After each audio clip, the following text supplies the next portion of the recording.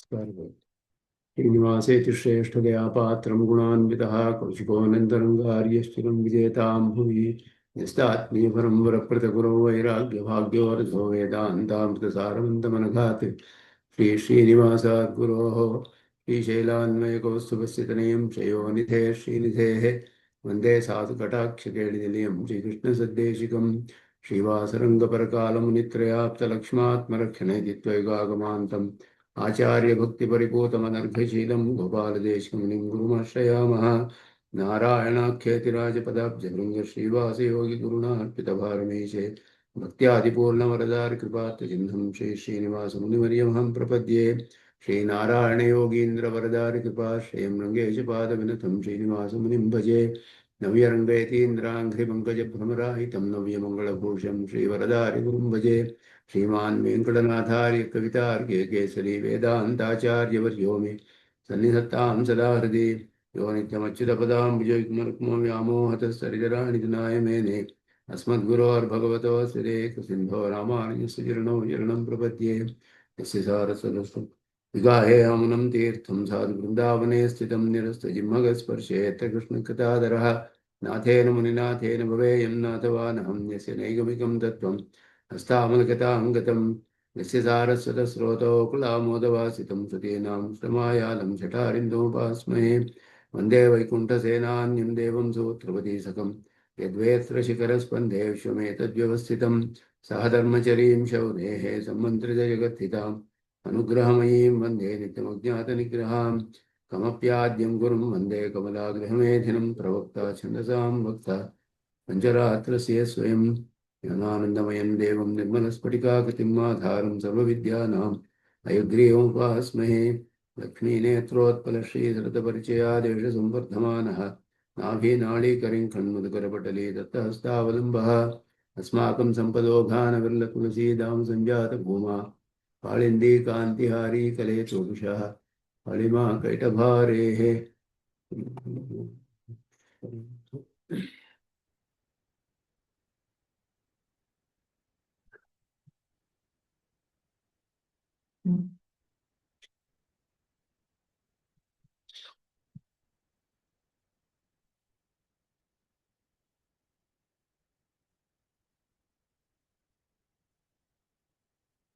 ವ್ಯರ್ಥವಾದದ ನಿರಸನ ಮಾಡುವುದು ಅದು ಸಂಸ್ಕೃತ ವ್ಯಾಖ್ಯಾನದಲ್ಲಿ ನೋಡಬೇಕಾಗಿತ್ತು. ಅದು ಸುಲಭವಾಗಿಯೇ ಇದೆ, ಹೆಚ್ಚೇನು ವಿಷಯ ಇಲ್ಲ ಅದರಲ್ಲಿ. ವಿವರ್ತವಾದದ ಪರೀಕ್ಷೆ ಮಾಡೋದು ಇಲ್ಲಿಂದ ಆರಂಭವಾಗುತ್ತೆ. ಈ ಶ್ಲೋಕದಿಂದ 178ನೇ ಶ್ಲೋಕ. ನಾಪಿ ಬ್ರಹ್ಮಣ್ಯ ವಿದ್ಯಾ ಸ್ಥಗಿತ ನಿಜತನೌ ವಿಶ್ವಮೇತತೆ ವಿವೃತ್ತಂ ತಸ್ಮಿನ್ ಸಾ ಸ್ವಪ್ರಕಾಶೆ ಕಥಮಿವ ವಿಲಗೇತ್ ತತ್ ಪ್ರಕಾಶೈಕ ಬಾಧ್ಯ ನ ಹ್ಯೇತಸ್ಮಿನ್ ಅವಿದ್ಯಾ ವಿಲಯಕೃತದಧಿಕೋ ವೃತ್ತಿವೇದ್ಯೋ ವಿಶೇಷಃ ಬಾಧೋ ವೃತ್ತಿಸ್ವರೂಪಾತ್ ಯದಿ ಭವತಿ ತದಾ ಜ್ಞಾನಬಾಧ್ಯತ್ವ ಭಂಗಃ. ಸಾಮಾನ್ಯವಾಗಿ ಇಲ್ಲಿ ಸ್ವಯಂ ಪ್ರಕಾಶವಾದ ಬ್ರಹ್ಮನನ್ನ ನಿರ್ವಿಶೇಷವಾದ್ದರಿಂದ ಭ್ರಮೆ ಅನ್ನೋದು ಹೇಗೆ ಉಂಟಾಗುತ್ತೆ ಅನ್ನೋದನ್ನ ಇಲ್ಲಿ ಪ್ರಶ್ನೆ ಮಾಡ್ತಾರೆ. ನಿರ್ವಿಶೇಷವಾದ ವಸ್ತುವಿನಲ್ಲಿ ಭ್ರಮೆ ಹೇಗೆ ಉಂಟಾಗುತ್ತೆ ಅಂತ. ಯಾಕೆಂದ್ರೆ ಭ್ರಮೆ ಉಂಟಾಗಬೇಕಾದ್ರೆ ಯಾವುದಾದ್ರೂ ಒಂದು ಧರ್ಮವಿರಬೇಕು. ಅದರಲ್ಲಿ ಕೆಲವು ವಿಷಯಗಳು ಸತ್ಯವಾಗಿರಬೇಕು. ಭ್ರಮೆ ಇರಬೇಕಾದ್ರೆ ಅಧಿಷ್ಠಾನ ಅನ್ನೋದು ಸತ್ಯವಾಗಿರಬೇಕು. ಹಗ್ಗದಲ್ಲಿ ಹಾವು ನೋಡಬೇಕಾದ್ರೆ ಹಗ್ಗ ಅಧಿಷ್ಠಾನ ಸತ್ಯವಾಗಿರಬೇಕು. ಅಧಿಷ್ಠಾನಕ್ಕೆ ಒಂದು ಸಾಮಾನ್ಯ ಧರ್ಮವಿರಬೇಕು. ಅಂದರೆ ಉದ್ದಕ್ಕೆ ಇರೋದು ಅಥವಾ ಸುರುಳಿಯಾಗಿರುವಂಥದ್ದು, ಈ ಥರ ಯಾವುದಾದ್ರೂ ಒಂದು ಸಾಮಾನ್ಯವಾದ ಧರ್ಮವಿರೋದು ಸತ್ಯವಾಗಿರಬೇಕು. ಇನ್ನೊಂದು ಪದಾರ್ಥದ ಒಂದು ಜ್ಞಾಪಕ ಬರೋದು ಅದು ಕೂಡ ಸತ್ಯವಾಗಿರಬೇಕು. ಅದರಲ್ಲಿ ಸರ್ಪದ ಒಂದು ಜ್ಞಾನ ಬರಬೇಕು ಅಂದರೆ ಸರ್ಪದ ವಿಷಯದ ಜ್ಞಾನ ನಿಜವಾಗ್ಲೂ ನಮಗೆ ಗೊತ್ತಿರಬೇಕು. ಮತ್ತೆ ಅದರಲ್ಲಿ ಅದು ಜ್ಞಾನದಿಂದ ಹೋಗುತ್ತೆ. ರಜ್ಜು ಅನ್ನುವ ಜ್ಞಾನ ಅವಾಗ ನಮಗೆ ಉಂಟಾದರೆ ಆ ಸರ್ಪ ಜ್ಞಾನ ಅನ್ನೋದು ನಿವೃತ್ತವಾಗುತ್ತೆ. ಆದ್ದರಿಂದ ಈ ಎಲ್ಲ ಮತ್ತೆ ಯಾವುದಾದ್ರೂ ದೋಷವಿರಬೇಕು, ಅದು ಕೂಡ ಸತ್ಯವಾಗಿರಬೇಕು. ಕತ್ತಲೆಯೋ ಅಥವಾ ನಮ್ಮ ದೃಷ್ಟಿಯಲ್ಲಿ ದೋಷವೋ ಇದೆಲ್ಲ ಇದ್ದರೆ ತಾನೇ ಹಗ್ಗದಲ್ಲಿ ಸರ್ಪ ಅನ್ನೋದು ಕಂಡು ಬರೋಕ್ಕೆ ಸಾಧ್ಯ. ಆದ್ದರಿಂದ ಹಗ್ಗ ಅನ್ನೋ ಅಧಿಷ್ಠಾನ ಇರಬೇಕು. ಅದರ ಸಾಮಾನ್ಯವಾದ ಧರ್ಮ ಒಂದು ಸುರುಳಿಯಂತೆ ಸುತ್ತಿರೋದೋ ಉದ್ದಕ್ಕಿರೋದೋ ಈ ರೀತಿ ಒಂದು ಧರ್ಮವಿರಬೇಕು. ಇನ್ನೊಂದು ಪದಾರ್ಥದ ಸ್ಮರಣೆ ಬರೋ ಹಾಗೆ ಆ ಪದಾರ್ಥದ ಜ್ಞಾನವಿರಬೇಕು, ಒಂದು ದೋಷವಿರಬೇಕು. ಇಲ್ಲದೆ ಹೋದರೆ ಆ ಪದಾರ್ಥ ಇದರಲ್ಲಿ ನಾವು ತಿಳಿಯೋದಕ್ಕೆ ಸಾಧ್ಯವಾಗೋದಿಲ್ಲ. ಈ ನಾಲ್ಕು ಕೂಡ ಸತ್ಯವಾಗಿದ್ರೇನೆ ಭ್ರಮೆ ಅನ್ನೋದು ಉಂಟಾಗಕ್ಕೆ ಸಾಧ್ಯ.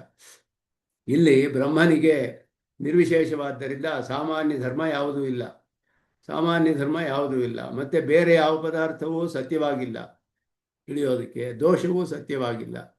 ಈ ಒಂದು ಪರಿಸ್ಥಿತಿಯಲ್ಲಿ ಭ್ರಮೆ ಹೇಗೆ ಬರೋಕ್ಕೆ ಸಾಧ್ಯ ಅನ್ನೋದು ಇಲ್ಲಿ ಪ್ರಶ್ನೆ ಮಾಡ್ತಾರೆ. ಬ್ರಹ್ಮಣಿ ಅವಿದ್ಯಾ ಸ್ಥಗಿತ ನಿಜತನವು, ಅವಿದ್ಯೆಯಿಂದ ಆವರಿಸಲ್ಪಟ್ಟ ತನ್ನ ಸ್ವರೂಪ ಬ್ರಹ್ಮನಲ್ಲಿ, ಅದರಲ್ಲಿ ಆವೃತವಾದದ್ದು ಅವಿದ್ಯೆಯ ಆವೃತ ಸ್ವೀಯ ರೂಪಂ ಯಾ ಸ್ವರೂಪಂ ತನುಹು ತದ್ವಿಶಿಷ್ಟೇ ಬ್ರಹ್ಮಣಿ, ಅವಿದ್ಯಾವಿಶಿಷ್ಟವಾದ ಬ್ರಹ್ಮನಲ್ಲಿ ಈ ತಿಳಿಯುವಂತಹ ಜಗತ್ತು, ಪ್ರತೀಯಮಾನಂ ಜಗತ್ತು, ಅದು ವಿವೃತ್ತಂ ಅಂತ ಅವರು ಹೇಳ್ತಾರೆ, ಅಧ್ಯಸ್ಥಂ ಅಂತ ಹೇಳಿ. ಅದು ನಾಪಿ ವಿವೃತ್ತಂ, ಅಧ್ಯಸ್ಥವಾಗಕ್ಕೆ ಸಾಧ್ಯವಿಲ್ಲ. ವಿವರ್ತ ಅಂತ ಹೇಳಿದ್ರೆ ತೋರುವಿಕೆ ಅಂತ ಅರ್ಥ. ಪರಿಣಾಮ ಸಾಕ್ಷಾತ್ತಾಗಿ ಪರಿಣಾಮವಿಲ್ಲ ಪದಾರ್ಥಕ್ಕೆ, ಅದರಲ್ಲಿ ಇನ್ನೊಂದು ಪದಾರ್ಥ ತೋರುವಿಕೆ, ವಿವರ್ತ ಅಂತ ಹೆಸರು ಅದಕ್ಕೆ. ಆದ್ದರಿಂದ ಇದರಲ್ಲಿ ವಿಷಮ ಸತ್ತಾಕತ್ವ ಅಂತ ಹೇಳ್ತಾರೆ. ಸಮಾನ ಸತ್ತಾಕತ್ವ ಇದ್ರೆ ಪರಿಣಾಮ, ವಿಷಮ ಸತ್ತಾಕತ್ವ ಇದ್ರೆ ವಿವೃತ್ತ. ಅಂದರೆ ಒಂದೇ ಸತ್ತೆಯಲ್ಲಿ, ಒಂದೇ ಅಧಿಷ್ಠಾನದಲ್ಲಿ ಎರಡು ಪದಾರ್ಥಗಳು, ಎರಡು ವಿಷಯಗಳು ತೋರ್ಬೇಕಾದ್ರೆ ಅವಸ್ಥಾಂತರಾಪತ್ತಿ ಎಲ್ಲ ಹೇಳ್ಬೋದು. ಈಗ ಸೂಕ್ಷ್ಮ ಚಿರಚಿದ್ವಿಶಿಷ್ಟನಾದ ಬ್ರಹ್ಮನದಲ್ಲಿಯೇ ಸ್ಥೂಲ ಚಿರಚಿದ್ವಿಶಿಷ್ಟವಾದ ಬ್ರಹ್ಮ, ಸ್ಥೂಲವಾದ ಪ್ರಪಂಚ ಅದೇ ಸತ್ತೆಯಲ್ಲಿ ಕಂಡು ಬರುತ್ತೆ. ಸಮಾನ ಸತ್ತಾಕತ್ವ ಅಂತ ಹೇಳು. ಮಣ್ಣಿನಿಂದ ಮಡಿಕೆ ಆದಾಗಲೂ ಹಾಗೆಯೇ, ಮಣ್ಣೇ ಅಲ್ಲಿ ಸತ್ಯ, ಅದರೇ ಮಡಿಕೆಯೂ ಅದರಲ್ಲಿಯೇ ಉಂಟಾಗಬೇಕು. ಇದೆಲ್ಲ ಕೂಡ ಪರಿಣಾಮವಾದಗಳು. ಪರಿಣಾಮದಲ್ಲಿ ಹೀಗಾಗುತ್ತೆ. ವಿವರ್ತದಲ್ಲಿ ಹೇಗಾಗುತ್ತೆ ಅಂದರೆ ಇಲ್ಲದೆ ಇರೋದು ತೋರುತ್ತೆ, ಅಧಿಷ್ಠಾನದಲ್ಲಿ ಏನು ಬದಲಾಗಿರೋದಿಲ್ಲ, ಬೇರೆ ಒಂದು ಪದಾರ್ಥ ಅದರಲ್ಲಿ ತೋರುತ್ತೆ ಅಷ್ಟೇನೆ. ಅದು ವಿವರ್ತ ಅಂತ ಹೇಳುವಂಥದ್ದು. ಆದ್ದರಿಂದ ಅಲ್ಲಿ ಇಲ್ಲದೆ ಇರೋ ಪದಾರ್ಥ ತೋರಬೇಕು. ಆ ವಿವರ್ತ ಅಂತ ಹೇಳುವಾಗ ವಿವೃತ್ತವಾದ ಪದಾರ್ಥ, ಅಧ್ಯಸ್ಥಂ ವಿವೃತ್ತಂ ಅನ್ನೋದು ಅದೇ ವಿವರ್ತದ ರೂಪವೇ ಅದು. ವಿವರ್ತಃ ಇತ್ಯಸ್ಯ ಧರ್ಮಿವಾಚಕಂ ಪದಂ ವಿವೃತ್ತಂ ಇತಿ. ವಿವರ್ತದ ಒಂದು ಧರ್ಮಿವಾಚಕ ಪದ. ಅಧ್ಯಾಸ ವಿವರ್ತಃ, ಅಧ್ಯಸ್ಥಂ ವಿವೃತ್ತಂ. ವಿವೃತ್ತ ಅನ್ನುವ ಶಬ್ದವನ್ನು ಸ್ವಾಮಿ ದೇಶಿಕನು ಉಪಯೋಗಿಸ್ತಾರೆ. ವಿವರ್ತದ ಧರ್ಮಿವಾಚಕ ಪದ ಅಂತ ಹೇಳಿ. ಅದನ್ನ ಇಲ್ಲಿ ಪ್ರಶ್ನೆ ಮಾಡೋದು, ಇದು ಸಾಧ್ಯವಿಲ್ಲ ಅಂತ ಹೇಳ್ತಿದ್ದೀವಿ. ಇದು ನಮ್ಮ ಸಿದ್ಧಾಂತ, ಅವರ ಸಿದ್ಧಾಂತವನ್ನು ಒಪ್ಕೊಳ್ಳೋದಿಲ್ಲ ನಾವು. ನಿತ್ಯ ಶುದ್ಧವಾದ ನಿತ್ಯ ಶುದ್ಧ ಬುದ್ಧ ಮುಕ್ತ ಸ್ವಭಾವಂ ಬ್ರಹ್ಮ ಅವಿದ್ಯಾವಶಾತ್ ತಿರೋಹಿತ ನಿಜಸ್ವರೂಪಂ ಲೇಷತಃ ಅಹಮಿತಿ ಭಾಸತೆ. ಸ್ವಲ್ಪ ಎಲ್ಲೋ ತೋರ್ತಾ ಇದೆ ಅಂತ ಹೇಳಿದ್ರು. ತಸ್ಮಿನ್ ತಯೈವ ಅವಿದ್ಯೆಯ ಇದಂ ಜಗತ್ ಸರ್ವಂ ಆರೋಪಿತಂ ಸತ್ ಭಾಸತೆ. ಅವಿದ್ಯೆಯಿಂದಲೇ ಎಲ್ಲವೂ ಆರೋಪಿತವಾಗಿ ಕಂಡು ಬರ್ತಾ ಇದೆ ಪ್ರಪಂಚವೆಲ್ಲ. ರಜ್ಜವು ಸರ್ಪ ಇವ ಇತಿ ಬ್ರಹ್ಮವಿವರ್ತವಾದಿನಃ. ಬ್ರಹ್ಮವಿವರ್ತವಾದಿಗಳು ಈ ರೀತಿ ಹೇಳ್ತಾರೆ. ಸರ್ಪವು ಹೇಗೆ ರಜ್ಜುವಿನಲ್ಲಿ ಕಂಡು ಬರುತ್ತೋ, ಸರ್ಪವು ನಿಜವಾಗಿಯೂ ಇಲ್ಲ, ತೋರ್ ಬರ್ತಾ ಇದೆ, ಅದು ವಿವರ್ತ ಅಂತ ಹೇಳುವಂಥದ್ದು. ಏವಂಚ ಜಗತಃ ಮಿಥ್ಯಾತ್ವಾತ್ ದೋಷಾಣಾಮಪಿ ಮಿಥ್ಯಾತ್ವಂ ಇತಿ ಬ್ರಹ್ಮಣಿ ದೋಷಃ ನ ಪ್ರಸಜ್ಯಂತೆ. ಇಲ್ಲಿ ಜಗತ್ತು ಮಿಥ್ಯೆಯಾದ್ದರಿಂದ ಬ್ರಹ್ಮನಲ್ಲಿ ದೋಷಗಳು ಕೂಡ ಮಿಥ್ಯೆಯಾದ್ದರಿಂದ ಬ್ರಹ್ಮನಿಗೆ ದೋಷ ಬರೋದಿಲ್ಲ. ಬ್ರಹ್ಮನಿಗೆ ದೋಷ ಆವರಿಸ್ಕೊಂಡ್ರೆ ಬ್ರಹ್ಮನಿಗೆ ದೋಷ ಬರಲ್ವೇ ಅಂದರೆ, ದೋಷವು ಮಿಥ್ಯೆ ಆದ್ದರಿಂದ ಹಾಗೂ ಏನು ಬ್ರಹ್ಮನ ಸ್ವರೂಪದಲ್ಲಿ ಯಾವ ದೋಷವೂ ಉಂಟಾಗೋದಿಲ್ಲ ಅಂತ ವಿವರ್ತವಾದದಲ್ಲಿ ಹೇಳುವಂಥದ್ದು. ಅದು ಸರಿ ಇಲ್ಲ ಅಂತ ಹೇಳ್ತಾರೆ ಇಲ್ಲಿ. ಯಾಕೆ ಅಂತ ಹೇಳಿದ್ರೆ ತಸ್ಮಿನ್, ಅಲ್ಲಿ ಕಾರಣ ಯಾಕೆ ಸರಿ ಇಲ್ಲ ಅಂತ ಹೇಳಿ. ಮೊದಲು ಆ ವಾದವು ಸರಿ ಇಲ್ಲ ಅನ್ನೋದನ್ನು ಮೊದಲ ಭಾಗದಲ್ಲಿ ಶ್ಲೋಕದಲ್ಲಿ ನಾಪಿ ಅನ್ನೋದ್ರಿಂದಲೇ ಆರಂಭಿಸ್ತಾರೆ. ನ ಅನ್ನೋದೇ ಬ್ರಹ್ಮಣಿ ಅವಿದ್ಯಾ ಸ್ಥಗಿತ ನಿಜತನೌ ವಿಶ್ವಮೇತತೆ ವಿವೃತ್ತಂ ನ ವಿವೃತ್ತಂ, ಸಾಧ್ಯವಿಲ್ಲ ಅದು ವಿವೃತ್ತವಾಗಕ್ಕೆ.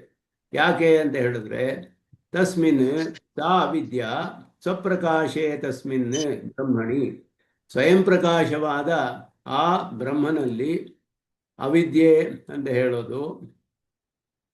ಬ್ರಹ್ಮಣ ಪ್ರಕಾಶೇನ ಏಕೇನ ಐವ ತತ್ ಪ್ರಕಾಶೈಕ ಬಾಧ್ಯ ನಿವರ್ತ್ಯ.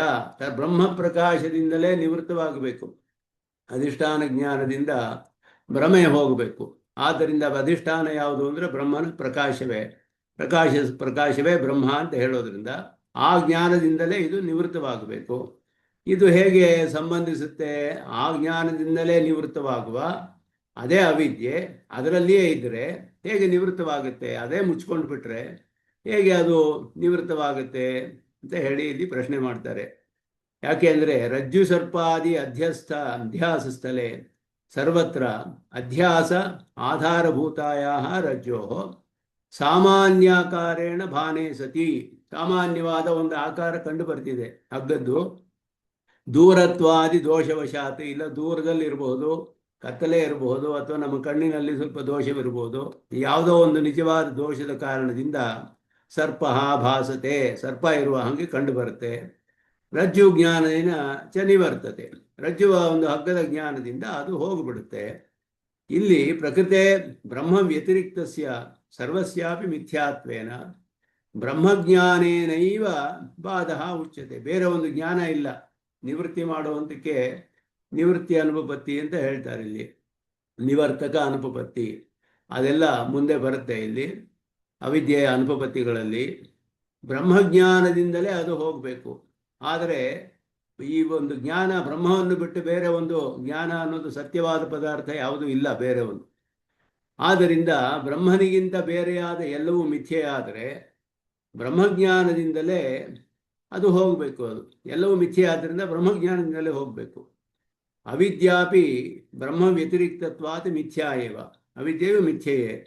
ಅತಃ ಅಸ್ಯಾಹ ಬ್ರಹ್ಮಜ್ಞಾನೇನೈವ ನಿವೃತ್ತಿ ವಕ್ತವ್ಯ. ಬ್ರಹ್ಮದ ಜ್ಞಾನದಿಂದಲೇ ನಿವೃತ್ತಿಯಾಗಬೇಕು. ಅವಿದ್ಯಾಖ್ಯಸ್ಯ ದೋಷಾಶ್ರಯಸ್ಯ ಬ್ರಹ್ಮೈವ ಇತಿ ಉಚ್ಯತೆ. ಅವಿದ್ಯೆ ಎನ್ನುವ ದೋಷಕ್ಕೆ ಯಾರು ಆಶ್ರಯ ಅಂದರೆ ಬ್ರಹ್ಮವೇ ಅಂತ ಹೇಳಬೇಕು. ಬ್ರಹ್ಮಚ ಸದಾ ಸ್ವಪ್ರಕಾಶ ಸ್ವಭಾವ ಮುಚ್ಯತೆ. ಸ್ವಪ್ರಕಾಶವಾದ ಬ್ರಹ್ಮನಲ್ಲಿ ದೋಷ ಹೇಗೆ ಬರುತ್ತೆ ಅಂತ ಹೇಳಿದ್ರೆ ಅನಾದಿ ಅಂತ ಹೇಳ್ತಾರೆ. ಬ್ರಹ್ಮಣ ಸದಾ ಸ್ವಪ್ರಕಾಶತ್ವೇನ ತೇನ ಬಾಧ್ಯ ಅವಿದ್ಯಾ ತಸ್ಮಿನ್ನೇವ ಕಥಂ ತಿಷ್ಠೇತೆ. ಯಾವಾಗಲೂ ಸ್ವಪ್ರಕಾಶವಿದ್ದರೆ ಅದರಲ್ಲಿ ಅದನ್ನು ಮುಚ್ಚುವ ಅವಿದ್ಯೆ ಅಲ್ಲಿ ಹೇಗೆ ಬಂದು ಹೇಗೆ ಮುಚ್ಚುತ್ತೆ? ಅದು ಮಿಥ್ಯೆಯಾದದ್ದು ಅಂತ ಹೇಳಿದ್ರು. ರಜ್ಜು ಸರ್ಪಾದಿ ಬ್ರಹ್ಮಸ್ಥಲೇತು ದೂರತ್ವಾದಿ ದೋಷ, ನಿಜವಾದ ಒಂದು ದೋಷವಿದೆ ಅಲ್ಲಿ. ನ ಮಿಥ್ಯಾ ದೋಷ ನಿವೃತ್ತೌ ರಜ್ಜುತ್ವ ಜ್ಞಾನ ಬಾಧ್ಯತೆ. ಅತಃ ಪ್ರಕೃತ ಅಧ್ಯಾಸ ದುರುಪಪಾದ. ಇಲ್ಲಿ ನೀವು ಹೇಳುವ ಅಧ್ಯಾಸ ಅನ್ನೋದು ಉಪಪಾದನೆ ಮಾಡುವುದಕ್ಕೆ ಆಗೋದಿಲ್ಲ ನೀವು. ಆದ್ದರಿಂದ ಇದು ಬ್ರಹ್ಮಜ್ಞಾನದಿಂದಲೇ ಹೋಗಬೇಕು. ಅಂದರೆ ಸ್ವಯಂ ಪ್ರಕಾಶವಾದ ಬ್ರಹ್ಮನಲ್ಲಿ ಅವಿದ್ಯೆ ಹೇಗೆ ಇರಕ್ಕೆ ಸಾಧ್ಯ? ಜ್ಞಾನವು ಈ ಅವಿದ್ಯೆ ಅನ್ನೋದು ಅದಕ್ಕೆ ವಿರುದ್ಧವಾಯಿತು. ಮಿಥ್ಯೆದು ಮಿಥ್ಯೆ ಕೂಡ ಅದು ಇಲ್ಲದೇ ಇರುವಂತಹದ್ದು ಇದೆ ಅಂತ ಹೇಳಿದ್ರೆ ಅದೇ ಜ್ಞಾನದಿಂದ ಅದೇ ಹೋಗಬೇಕು ಅಂತ ಹೇಳಿದ್ರೆ ಇದು ನೀವು ಉಪಪಾದನೆ ಮಾಡುವುದಕ್ಕೆ ಆಗೋದಿಲ್ಲ. ಅದಕ್ಕೆ ಅವರು ಉತ್ತರ ಕೊಡ್ತಾರೆ, ಯದ್ಯಪಿ ಬ್ರಹ್ಮ ಸ್ವಪ್ರಕಾಶ ಸ್ವಭಾವಂ ಅಥಾಪಿ ಸಂಸಾರ ಅವಸ್ಥಾಯ ಅಂತಃಕರಣ ವೃತ್ತಿರೂಪ ವ್ಯಾವಹಾರಿಕ ಜ್ಞಾನ ವಿಷಯ ಭವತಿ. ವ್ಯವಹಾರದಲ್ಲಿ ಒಂದೊಂದು ದೇಹದಲ್ಲಿಯೂ ಒಂದು ಅಂತಃಕರಣವಿದೆ. ಅಂತರಿಂದ್ರಿಯ ಒಳಗಡೆ ಮನಸ್ಸು ಅಂತ ಹೇಳುವಂಥದ್ದು ಅಂತಃಕರಣದ ಒಂದು ವೃತ್ತಿ ಅಂತ ಹೇಳ್ತಾರೆ. ಇದೆ ನಾವು ಹೇಳುವ ಧರ್ಮಭೂತ ಜ್ಞಾನ. ನಮಗೆ ನಿಜವಾದ ಆತ್ಮ ಇದನ್ನು ದೇಹದಲ್ಲಿ, ಆ ದೇಹದಲ್ಲಿರುವ ಆತ್ಮನಿಗಿರುವ ಧರ್ಮಭೂತ ಜ್ಞಾನದಿಂದ ವಿಷಯಗಳು ಗ್ರಹಿಸಲ್ಪಡುತ್ತೆ. ಅದ್ವೈತದಲ್ಲಿ ಹೇಗೆ ಹೇಳಬೇಕು ಅಂದರೆ ಒಂದೊಂದು ಶರೀರದಲ್ಲಿಯೂ ನಿಜವಾದ ಆತ್ಮ ಇಲ್ಲ ಅಲ್ಲಿ. ಆದ್ದರಿಂದ ಅಂತಃಕರಣ ಇದೆ, ಮನಸ್ಸು, ಬ್ರಹ್ಮನ ಛಾಯೆ ಅದರ ಮೇಲೆ ಬೀಳುತ್ತೆ. ಆಗ ಅದಕ್ಕೆ ಧರ್ಮಭೂತ ಜ್ಞಾನ ಅಂತ ಹೇಳಿದ್ರು ವೃತ್ತಿ ಜ್ಞಾನ ಅಂತ ಹೇಳ್ತಾರೆ. ವೃತ್ತಿ ಜ್ಞಾನವು ಉಂಟಾಗಿ ಆ ವೃತ್ತಿ ಜ್ಞಾನಕ್ಕೆ ವಿಷಯವಾಗಬೇಕು ಬ್ರಹ್ಮ. ಅಂತಃಕರಣದ ಒಂದು ವೃತ್ತಿ ಜ್ಞಾನಕ್ಕೆ ಬ್ರಹ್ಮ ವಿಷಯವಾಗುತ್ತೆ. ಆದ್ದರಿಂದ ಇಲ್ಲಿ ಅಂತಃಕರಣ ವೃತ್ತಿ ರೂಪ ವ್ಯಾವಹಾರಿಕ ಜ್ಞಾನ ವಿಷಯ ಭವತಿ. ವ್ಯಾವಹಾರಿಕವಾದ ಜ್ಞಾನ, ಸತ್ಯವಾದ ಪರಮಾರ್ಥವಾದದ್ದಲ್ಲ ಇದು. ಇದಕ್ಕೆ ಬ್ರಹ್ಮ ವಿಷಯವಾಗುತ್ತೆ. ಅತಶ್ಚ ಬ್ರಹ್ಮಣ ಸ್ವಪ್ರಕಾಶತ್ವಂ ವೃತ್ತಿ ವಿಷಯತ್ವಂ ಚ ದ್ವಯಮಪಿ ಸಂಸಾರ ಅವಸ್ಥಾಯ ವರ್ತತೆ. ಸಂಸಾರವೇ ಸುಳ್ಳಾದ್ದರಿಂದ ಇಲ್ಲಿ ವ್ಯಾವಹಾರಿಕವಾದ ಒಂದು ಸತ್ಯತ್ವದಲ್ಲಿ ಒಂದು ವೃತ್ತಿಜ್ಞಾನವೂ ಇರುತ್ತೆ. ವೃತ್ತಿಜ್ಞಾನಕ್ಕೆ ವಿಷಯವಾಗುತ್ತೆ ಬ್ರಹ್ಮ, ಸ್ವಯಂ ಪ್ರಕಾಶವೂ ಆಗುತ್ತೆ. ಎರಡೂ ಇರಬಹುದು ಅಂತ ಇಲ್ಲಿ ಹೇಳ್ತಾರೆ. ವೃತ್ತಿ ವಿಷಯತ್ವ ಆಕಾರೇಣೈವ ಅವಿದ್ಯಾ ನಿವರ್ತಕತ್ವಂ. ಆದ್ದರಿಂದ ಆ ವೃತ್ತಿಗೆ ವಿಷಯವಾದ ಜ್ಞಾನವು ಬ್ರಹ್ಮ ಅಂತ ತಿಳಿದ್ರೆ ಆಗ ಪ್ರಪಂಚ ಅನ್ನೋ ಜ್ಞಾನ ಹೋಗುತ್ತೆ. ವೃತ್ತಿ ವಿಷಯ ಈಗ ಪ್ರಪಂಚವಾಗಿಬಿಟ್ಟಿದೆ ಬ್ರಹ್ಮನಲ್ಲಿ. ಆ ಪ್ರಪಂಚ ಅನ್ನೋ ಜ್ಞಾನ ಹೋಗಿ ಬ್ರಹ್ಮ ಅನ್ನೋ ಜ್ಞಾನ ವೃತ್ತಿಗೆ ವಿಷಯವಾಗಬೇಕು, ವೃತ್ತಿ ಜ್ಞಾನಕ್ಕೆ ವಿಷಯವಾಗಬೇಕು ಅಂತ ಹೇಳ್ತಾರೆ. ನತು ಸ್ವರೂಪತೆಯವ ಶುದ್ಧ ಸ್ವರೂಪ ಪ್ರಕಾಶಸೈವ ಮುಕ್ತಿತ್ವಾದ. ಅವಿದ್ಯಾ ನಿವೃತ್ತಿಯೇ ಮೋಕ್ಷವೇ ಹೊರತು ಬ್ರಹ್ಮನಿಗೆ ಬೇರೆ ಮೋಕ್ಷ ಅನ್ನೋದು ಇಲ್ಲ. ಯಾಕೆಂದರೆ ತನ್ನ ಪ್ರಕಾಶದಲ್ಲಿ ತಾನಿದ್ರೆ ಅದುವೇ ಮೋಕ್ಷ. ಬೇರೆ ಒಂದು ಮೋಕ್ಷ ಅನ್ನುವ ಸ್ಥಿತಿ ಇಲ್ಲ. ಅವಿದ್ಯೆ ಅನ್ನೋದು ನಿವೃತ್ತವಾಗಬೇಕು. ಅವಿದ್ಯೆ ಅನ್ನೋದು ಆ ವೃತ್ತಿ ವಿಷಯ ಅಂತಃಕರಣದ ಒಂದು ವೃತ್ತಿ ಜ್ಞಾನಕ್ಕೆ ಈ ಪ್ರಪಂಚ ವಿಷಯವಾಗಿಬಿಟ್ಟಿದೆ. ಬ್ರಹ್ಮವನ್ನು ವಿಷಯ ಮಾಡಬೇಕು. ಅದಕ್ಕೆ ಹೇಗೆ ಸರ್ಪ ನಮ್ಮ ಜ್ಞಾನಕ್ಕೆ ವಿಷಯವಾದರೆ, ರಜ್ಜು ಅನ್ನೋದು ವಿಷಯವಾದರೆ ಸರ್ಪಜ್ಞಾನ ಹೋಗುತ್ತೋ, ಹಾಗೆ ಪ್ರಪಂಚ ಅನ್ನುವ ವಿಷಯವು ಜ್ಞಾನಕ್ಕೆ ವಿಷಯವಾಗಿರುವಾಗ ಬ್ರಹ್ಮ ಅನ್ನುವುದು ವಿಷಯವಾದರೆ ಆಗ ಈ ಪ್ರಪಂಚ ಹೋಗಿಬಿಡುತ್ತೆ. ಆ ಪ್ರಪಂಚದಲ್ಲಿ ಅವಿದ್ಯೆಯೂ ಸೇರಿದೆ, ಅಂತಃಕರಣವೂ ಸೇರಿದೆ, ಎಲ್ಲ ಸೇರಿದೆ, ಎಲ್ಲವೂ ಹೋಗಿಬಿಡುತ್ತೆ. ಒಂದು ಮೇಣ ಹೇಗೆ ಎಲ್ಲ ಉರಿದು ತಾನೂ ಹೋಗಿಬಿಡುತ್ತೋ ಆ ರೀತಿ ಅಂತ ಹೇಳ್ತಾರೆ. ಹಾಗೆ ಈ ವೃತ್ತಿ ಜ್ಞಾನ ಅನ್ನೋದನ್ನು ನಿರೂಪಣೆ ಮಾಡಿ ಇದನ್ನು ಪ್ರತಿಪಾದನೆ ಮಾಡೋಕ್ಕೆ ನೋಡ್ತಾರೆ ಅವರು. ವೃತ್ತಿ ವಿಷಯತ್ವ ಸಮಾನಾಧಿಕರಣಂ ಸಪ್ರಕಾಶತ್ವಂತು ನ ಅಧ್ಯಾಸ ವಿರೋಧಿ. ವೃತ್ತಿ ವಿಷಯಕ್ಕೆ ಸಮಾನಾಧಿಕರಣವಾಗಿ ಸ್ವಪ್ರಕಾಶವಿದೆ. ವೃತ್ತಿ ವಿಷಯಕ್ಕೂ ಜ್ಞಾನವಾಗಿದೆ, ಅದು ಸ್ವಯಂ ಪ್ರಕಾಶವಾಗೂ ಇದೆ. ಎರಡೂ ಇರೋದರಲ್ಲಿ ವಿರೋಧವಿಲ್ಲ ಅಧ್ಯಾಸಕ್ಕೆ ಅಂತ ಹೇಳೋದು. ಯಾಕೆ ಅಂದರೆ ವೃತ್ತಿ ಜ್ಞಾನ ಎಲ್ಲ ಮಿಥ್ಯೆ ಆದ್ದರಿಂದ. ಅತಃ ಪ್ರಪಂಚ ಭ್ರಮ ಉಪಪತ್ತಿ ಅಂತ ಅವರು ವಾದ ಮಾಡೋದು. ಅದ್ವೈತದಲ್ಲಿ ಹೀಗೆ ಈ ರೀತಿ ವಾದವನ್ನು ಮಾಡ್ತಾರೆ. ಅದಕ್ಕೆ ಉತ್ತರ ಕೊಡ್ತೀವಿ ನಾವು. ನಹಿ ಏತಸ್ಮಿನ್ ನಿರ್ವಿಶೇಷೆ ಬ್ರಹ್ಮಣಿ ಅವಿದ್ಯಾ ವಿಲಯಕೃತ್ ಅವಿದ್ಯೆಯ ಬ್ರಹ್ಮನಿಷ್ಠಾಯ ವಿಲಯಕೃತ್ ನಿವೃತ್ತಿ ಹೇತುಭೂತ ವೃತ್ತಿವೇದ್ಯ ಅಂತಃಕರಣ ವೃತ್ತಿಯ ವೇದ್ಯ ಅಧಿಕ ಸ್ವರೂಪಾತ್ ಅಧಿಕ ವಿಶೇಷ ನಹಿ. ಈ ವೃತ್ತಿ ಜ್ಞಾನಕ್ಕೆ ಬ್ರಹ್ಮನ ಒಂದು ಯಾವುದೋ ವಿಷಯವೋ ಪ್ರಪಂಚ ಅಂತ ಈಗ ತೋರ್ತಾ ಇದೆಯಲ್ಲ, ಅದು ಹೋಗಬೇಕಾದ್ರೆ ಬ್ರಹ್ಮನ ಒಂದು ಸಾಮಾನ್ಯವಾದ ಆಕಾರ ತಿಳಿದು ಬರಬೇಕು. ಆಗ ಪ್ರಪಂಚ ಅಲ್ಲ ಅನ್ನೋ ತಿಳಿಯುತ್ತೆ. ಬ್ರಹ್ಮನಿಗೆ ಆ ರೀತಿ ಒಂದು ಸಾಮಾನ್ಯ ಆಕಾರವೇ ಇಲ್ಲ. ಯಾಕೆ ಅಂದರೆ ನಿರ್ವಿಶೇಷವಾದದ್ದು. ಆ ರೀತಿ ಆಕಾರವೇ ಇಲ್ಲದೆ ಹೋದರೆ ವೃತ್ತಿಜ್ಞಾನಕ್ಕೆ ಯಾವುದು ವಿಷಯವಾಗುತ್ತೆ ಭ್ರಮೆಯನ್ನು ಹೋಗಿಸೋದಕ್ಕೆ? ಅದರ ಸ್ವರೂಪಕ್ಕಿಂತ ಅಧಿಕವಾದ ಒಂದು ವಿಷಯವೇ ಇಲ್ಲ ಬ್ರಹ್ಮನಲ್ಲಿ. ಆ ಒಂದು ವಿಷಯ ಇದ್ದಿದ್ರೆ ಪ್ರಪಂಚವಲ್ಲ ಇದು ಅಂತ ಹೇಳಿದ್ರೆ ಹೋಗಬಹುದು ಅವಾಗ. ಆದರೆ ಆ ಸ್ವರೂಪಕ್ಕಿಂತ ಅಧಿಕವಾದ ಒಂದು ವಿಶೇಷವಿಲ್ಲದೆ ಇರುವ ನಿರ್ವಿಶೇಷ ಬ್ರಹ್ಮಣವು ನಿರ್ವಿಶೇಷವಾದ್ದರಿಂದ ಇದು ವೃತ್ತಿಗೆ ತಿಳಿಯುವಂತಹ ಒಂದು ಅಧಿಕವಾದ ವಿಷಯವೇ ಇಲ್ಲ ಬ್ರಹ್ಮನಲ್ಲಿ. ವೃತ್ತಿಜ್ಞಾನಕ್ಕೆ ಬ್ರಹ್ಮನ ಒಂದು ಆಕಾರ ತಿಳಿದ್ರೆ ಇದು ಪ್ರಪಂಚವಲ್ಲ, ಇದು ಬ್ರಹ್ಮ ಅಂತ ತಿಳಿಯಬಹುದು. ಬ್ರಹ್ಮ ತಿಳಿಯೋದಕ್ಕೆ ಸಾಧ್ಯವಿಲ್ಲವಲ್ಲ, ಅವೇದ್ಯವಾದದ್ದು ಬ್ರಹ್ಮ, ಅವಾಚ್ಯ ಅವೇದ್ಯ. ಆದ್ದರಿಂದ ಯಾವ ಒಂದು ವಿಷಯವನ್ನು ವೃತ್ತಿಜ್ಞಾನದಿಂದ ತಿಳಿಯಕ್ಕಾಗದೇ ಇರುವಾಗ ಪ್ರಪಂಚವಲ್ಲ ಅಂತ ತಿಳಿಬೇಕಾದ್ರೆ ಒಂದು ಜ್ಞಾನ ಬೇಕು. ಅದಕ್ಕೆ ಬೇರೆ ಒಂದು ಜ್ಞಾನ ಇದನ್ನು ಭ್ರಮೆಯನ್ನು ಹೋಗಿಸ್ಬೇಕು. ರಜ್ಜುಜ್ಞಾನವು ಸರ್ಪಜ್ಞಾನವನ್ನು ಹೋಗಿಸೋ ಹಾಗೆ ಬ್ರಹ್ಮ ವಿಷಯಕವಾದ ಒಂದು ಜ್ಞಾನವು ಪ್ರಪಂಚ ಜ್ಞಾನವನ್ನು ಹೋಗಿಸ್ಬೇಕು. ಆದರೆ ಬ್ರಹ್ಮ ವಿಷಯಕವಾದ ಯಾವ ಆ ರೀತಿ ಜ್ಞಾನವೂ ಇಲ್ಲ, ತಿಳಿಯಬೇಕಾದ ಯಾವ ಅಂಶವೂ ಇಲ್ಲ ಬ್ರಹ್ಮನಲ್ಲಿ. ತಿಳಿಯೋದಕ್ಕೆ ಸಾಧ್ಯವಿಲ್ಲ, ಅದನ್ನು ತಿಳಿಯೋರು ಕೂಡ ಇಲ್ಲ. ಆದ್ದರಿಂದ ನೀವು ಹೇಳೋದು ಪ್ರತಿಪಾದನೆ ಮಾಡೋಕ್ಕೆ ಆಗೋದಿಲ್ಲ ಈ ರೀತಿಯ ಅಧ್ಯಾಸವನ್ನು ಅಂತ ಹೇಳ್ತಾರೆ. ವೃತ್ತಿ ವಿಷಯತ್ವೇವ ಸ್ವಪ್ರಕಾಶತ್ವೇವ ನಹಿ ಬ್ರಹ್ಮಸ್ವರೂಪಂ ಭಿದ್ಯೇತ. ವೃತ್ತಿಗೆ ವಿಷಯವಾಗಿರಲಿ ಸ್ವಪ್ರಕಾಶವಾಗಿರಲಿ ಬ್ರಹ್ಮಸ್ವರೂಪ ಒಂದೇ, ಅದು ಬೇರೆ ಯಾವುದೂ ಸತ್ಯವಾದದ್ದೇ ಇಲ್ಲ ಅಲ್ಲಿ. ಸ್ವರೂಪಂತು ನಿರ್ವಿಶೇಷಂ, ವಿಶೇಷವೇ ಇಲ್ಲದೆ ಇರುವಂತಹ ಸ್ವರೂಪ. ಅತಶ್ಚ ಬ್ರಹ್ಮಣ ವಿದ್ಯಾಶ್ರಯತ್ವಂ ತತ್ಪ್ರಯುಕ್ತ ಅಧ್ಯಾಸಾದಿಕಂ ಚ ಸರ್ವಥಾ ದುರುಪಪಾದಂ ಏವೈತಿ ಬ್ರಹ್ಮವಿವರ್ತವಾದ ಸಾಧೀಯಾನ್ ಅಂತ ಹೇಳೋದು. ಬ್ರಹ್ಮವಿವರ್ತವಾದವನ್ನು ನೀವು ಸಾಧಿಸೋಕ್ಕೆ ಆಗೋದೇ ಇಲ್ಲ. ಅದಕ್ಕೆ ಮೇಲೆ ಅವರು ಪ್ರಶ್ನೆ ಮಾಡ್ತಾರೆ. ಅವ್ರು ಹೇಳ್ತಾರೆ, ವೃತ್ತಿ ಪ್ರತಿಫಲಿತಂ ಚೈತನ್ಯಮೇವ ವೃತ್ತಿಯವಚ್ಛಿನ್ನಂ ಚೈತನ್ಯಂ ಅಂತಃಕರಣ ಮುಚ್ಯತೆ. ವೃತ್ತಿಗೆ ಸೇರಿದ ಹಾಗೆ ಇರುವ ಒಂದು ಚೈತನ್ಯವಿದೆ. ನಮ್ಮ ಜೀವಾತ್ಮ ಇರೋ ಹಾಗೆ ಧರ್ಮಭೂತ ಜ್ಞಾನ ಅವಚ್ಛಿನ್ನವಾದ ಚೈತನ್ಯವೇ ಜೀವಾತ್ಮ. ನಮಗೆ ಧರ್ಮಭೂತ ಜ್ಞಾನದಿಂದ ಅವಚ್ಛಿನ್ನವಾದ ಚೈತನ್ಯ ಜೀವಾತ್ಮ. ಆ ರೀತಿ ನಾವು ನಿರೂಪಣೆ ಮಾಡ್ತೀವಿ. ಅದು ಸತ್ಯಭೂತವಾದದ್ದು. ಇಲ್ಲಿ ವೃತ್ಯವಚ್ಛಿನ್ನವಾದ ಚೈತನ್ಯ ಅಂತಃಕರಣ, ಮನಸ್ಸು. ಯಾಕೆಂದರೆ ಅದರಲ್ಲಿಯೇ ಜೀವಭಾವ ಬಂದಿರೋದು ಅಂತಃಕರಣದಲ್ಲಿ. ಅದಕ್ಕೆ ಒಂದು ವೃತ್ತಿಜ್ಞಾನ ಇದೆ. ಇದೆಲ್ಲ ವ್ಯಾವಹಾರಿಕ ಸ್ಥಳದಲ್ಲಿ. ಅದರಲ್ಲಿ ತತ್ರ ವಿಶೇಷ್ಯಸ್ಯ ಬ್ರಹ್ಮಸ್ವರೂಪ ಅವಿಶೇಷತ್ವೇನ. ವಿಶೇಷ ಯಾವುದು ಅಂದರೆ ಬ್ರಹ್ಮಸ್ವರೂಪವೇ. ತಸ್ಯ ಸ್ವಪ್ರಕಾಶತ್ವಾತ್ ವೃತ್ತಿ ವಿಷಯತ್ವ ಅಸಂಭವೇಪಿ. ಅದು ಸ್ವಯಂ ಪ್ರಕಾಶವಾದ್ದರಿಂದ ಒಂದಕ್ಕೆ ವಿಷಯವಾಗೋದಿಲ್ಲ. ತಾನೇ ಸ್ವಯಂ ಪ್ರಕಾಶ, ಬರೀ ಜ್ಞಾನ ಪ್ರಕಾಶವೇ ಅಷ್ಟೇ ಅದು ಇರೋದು.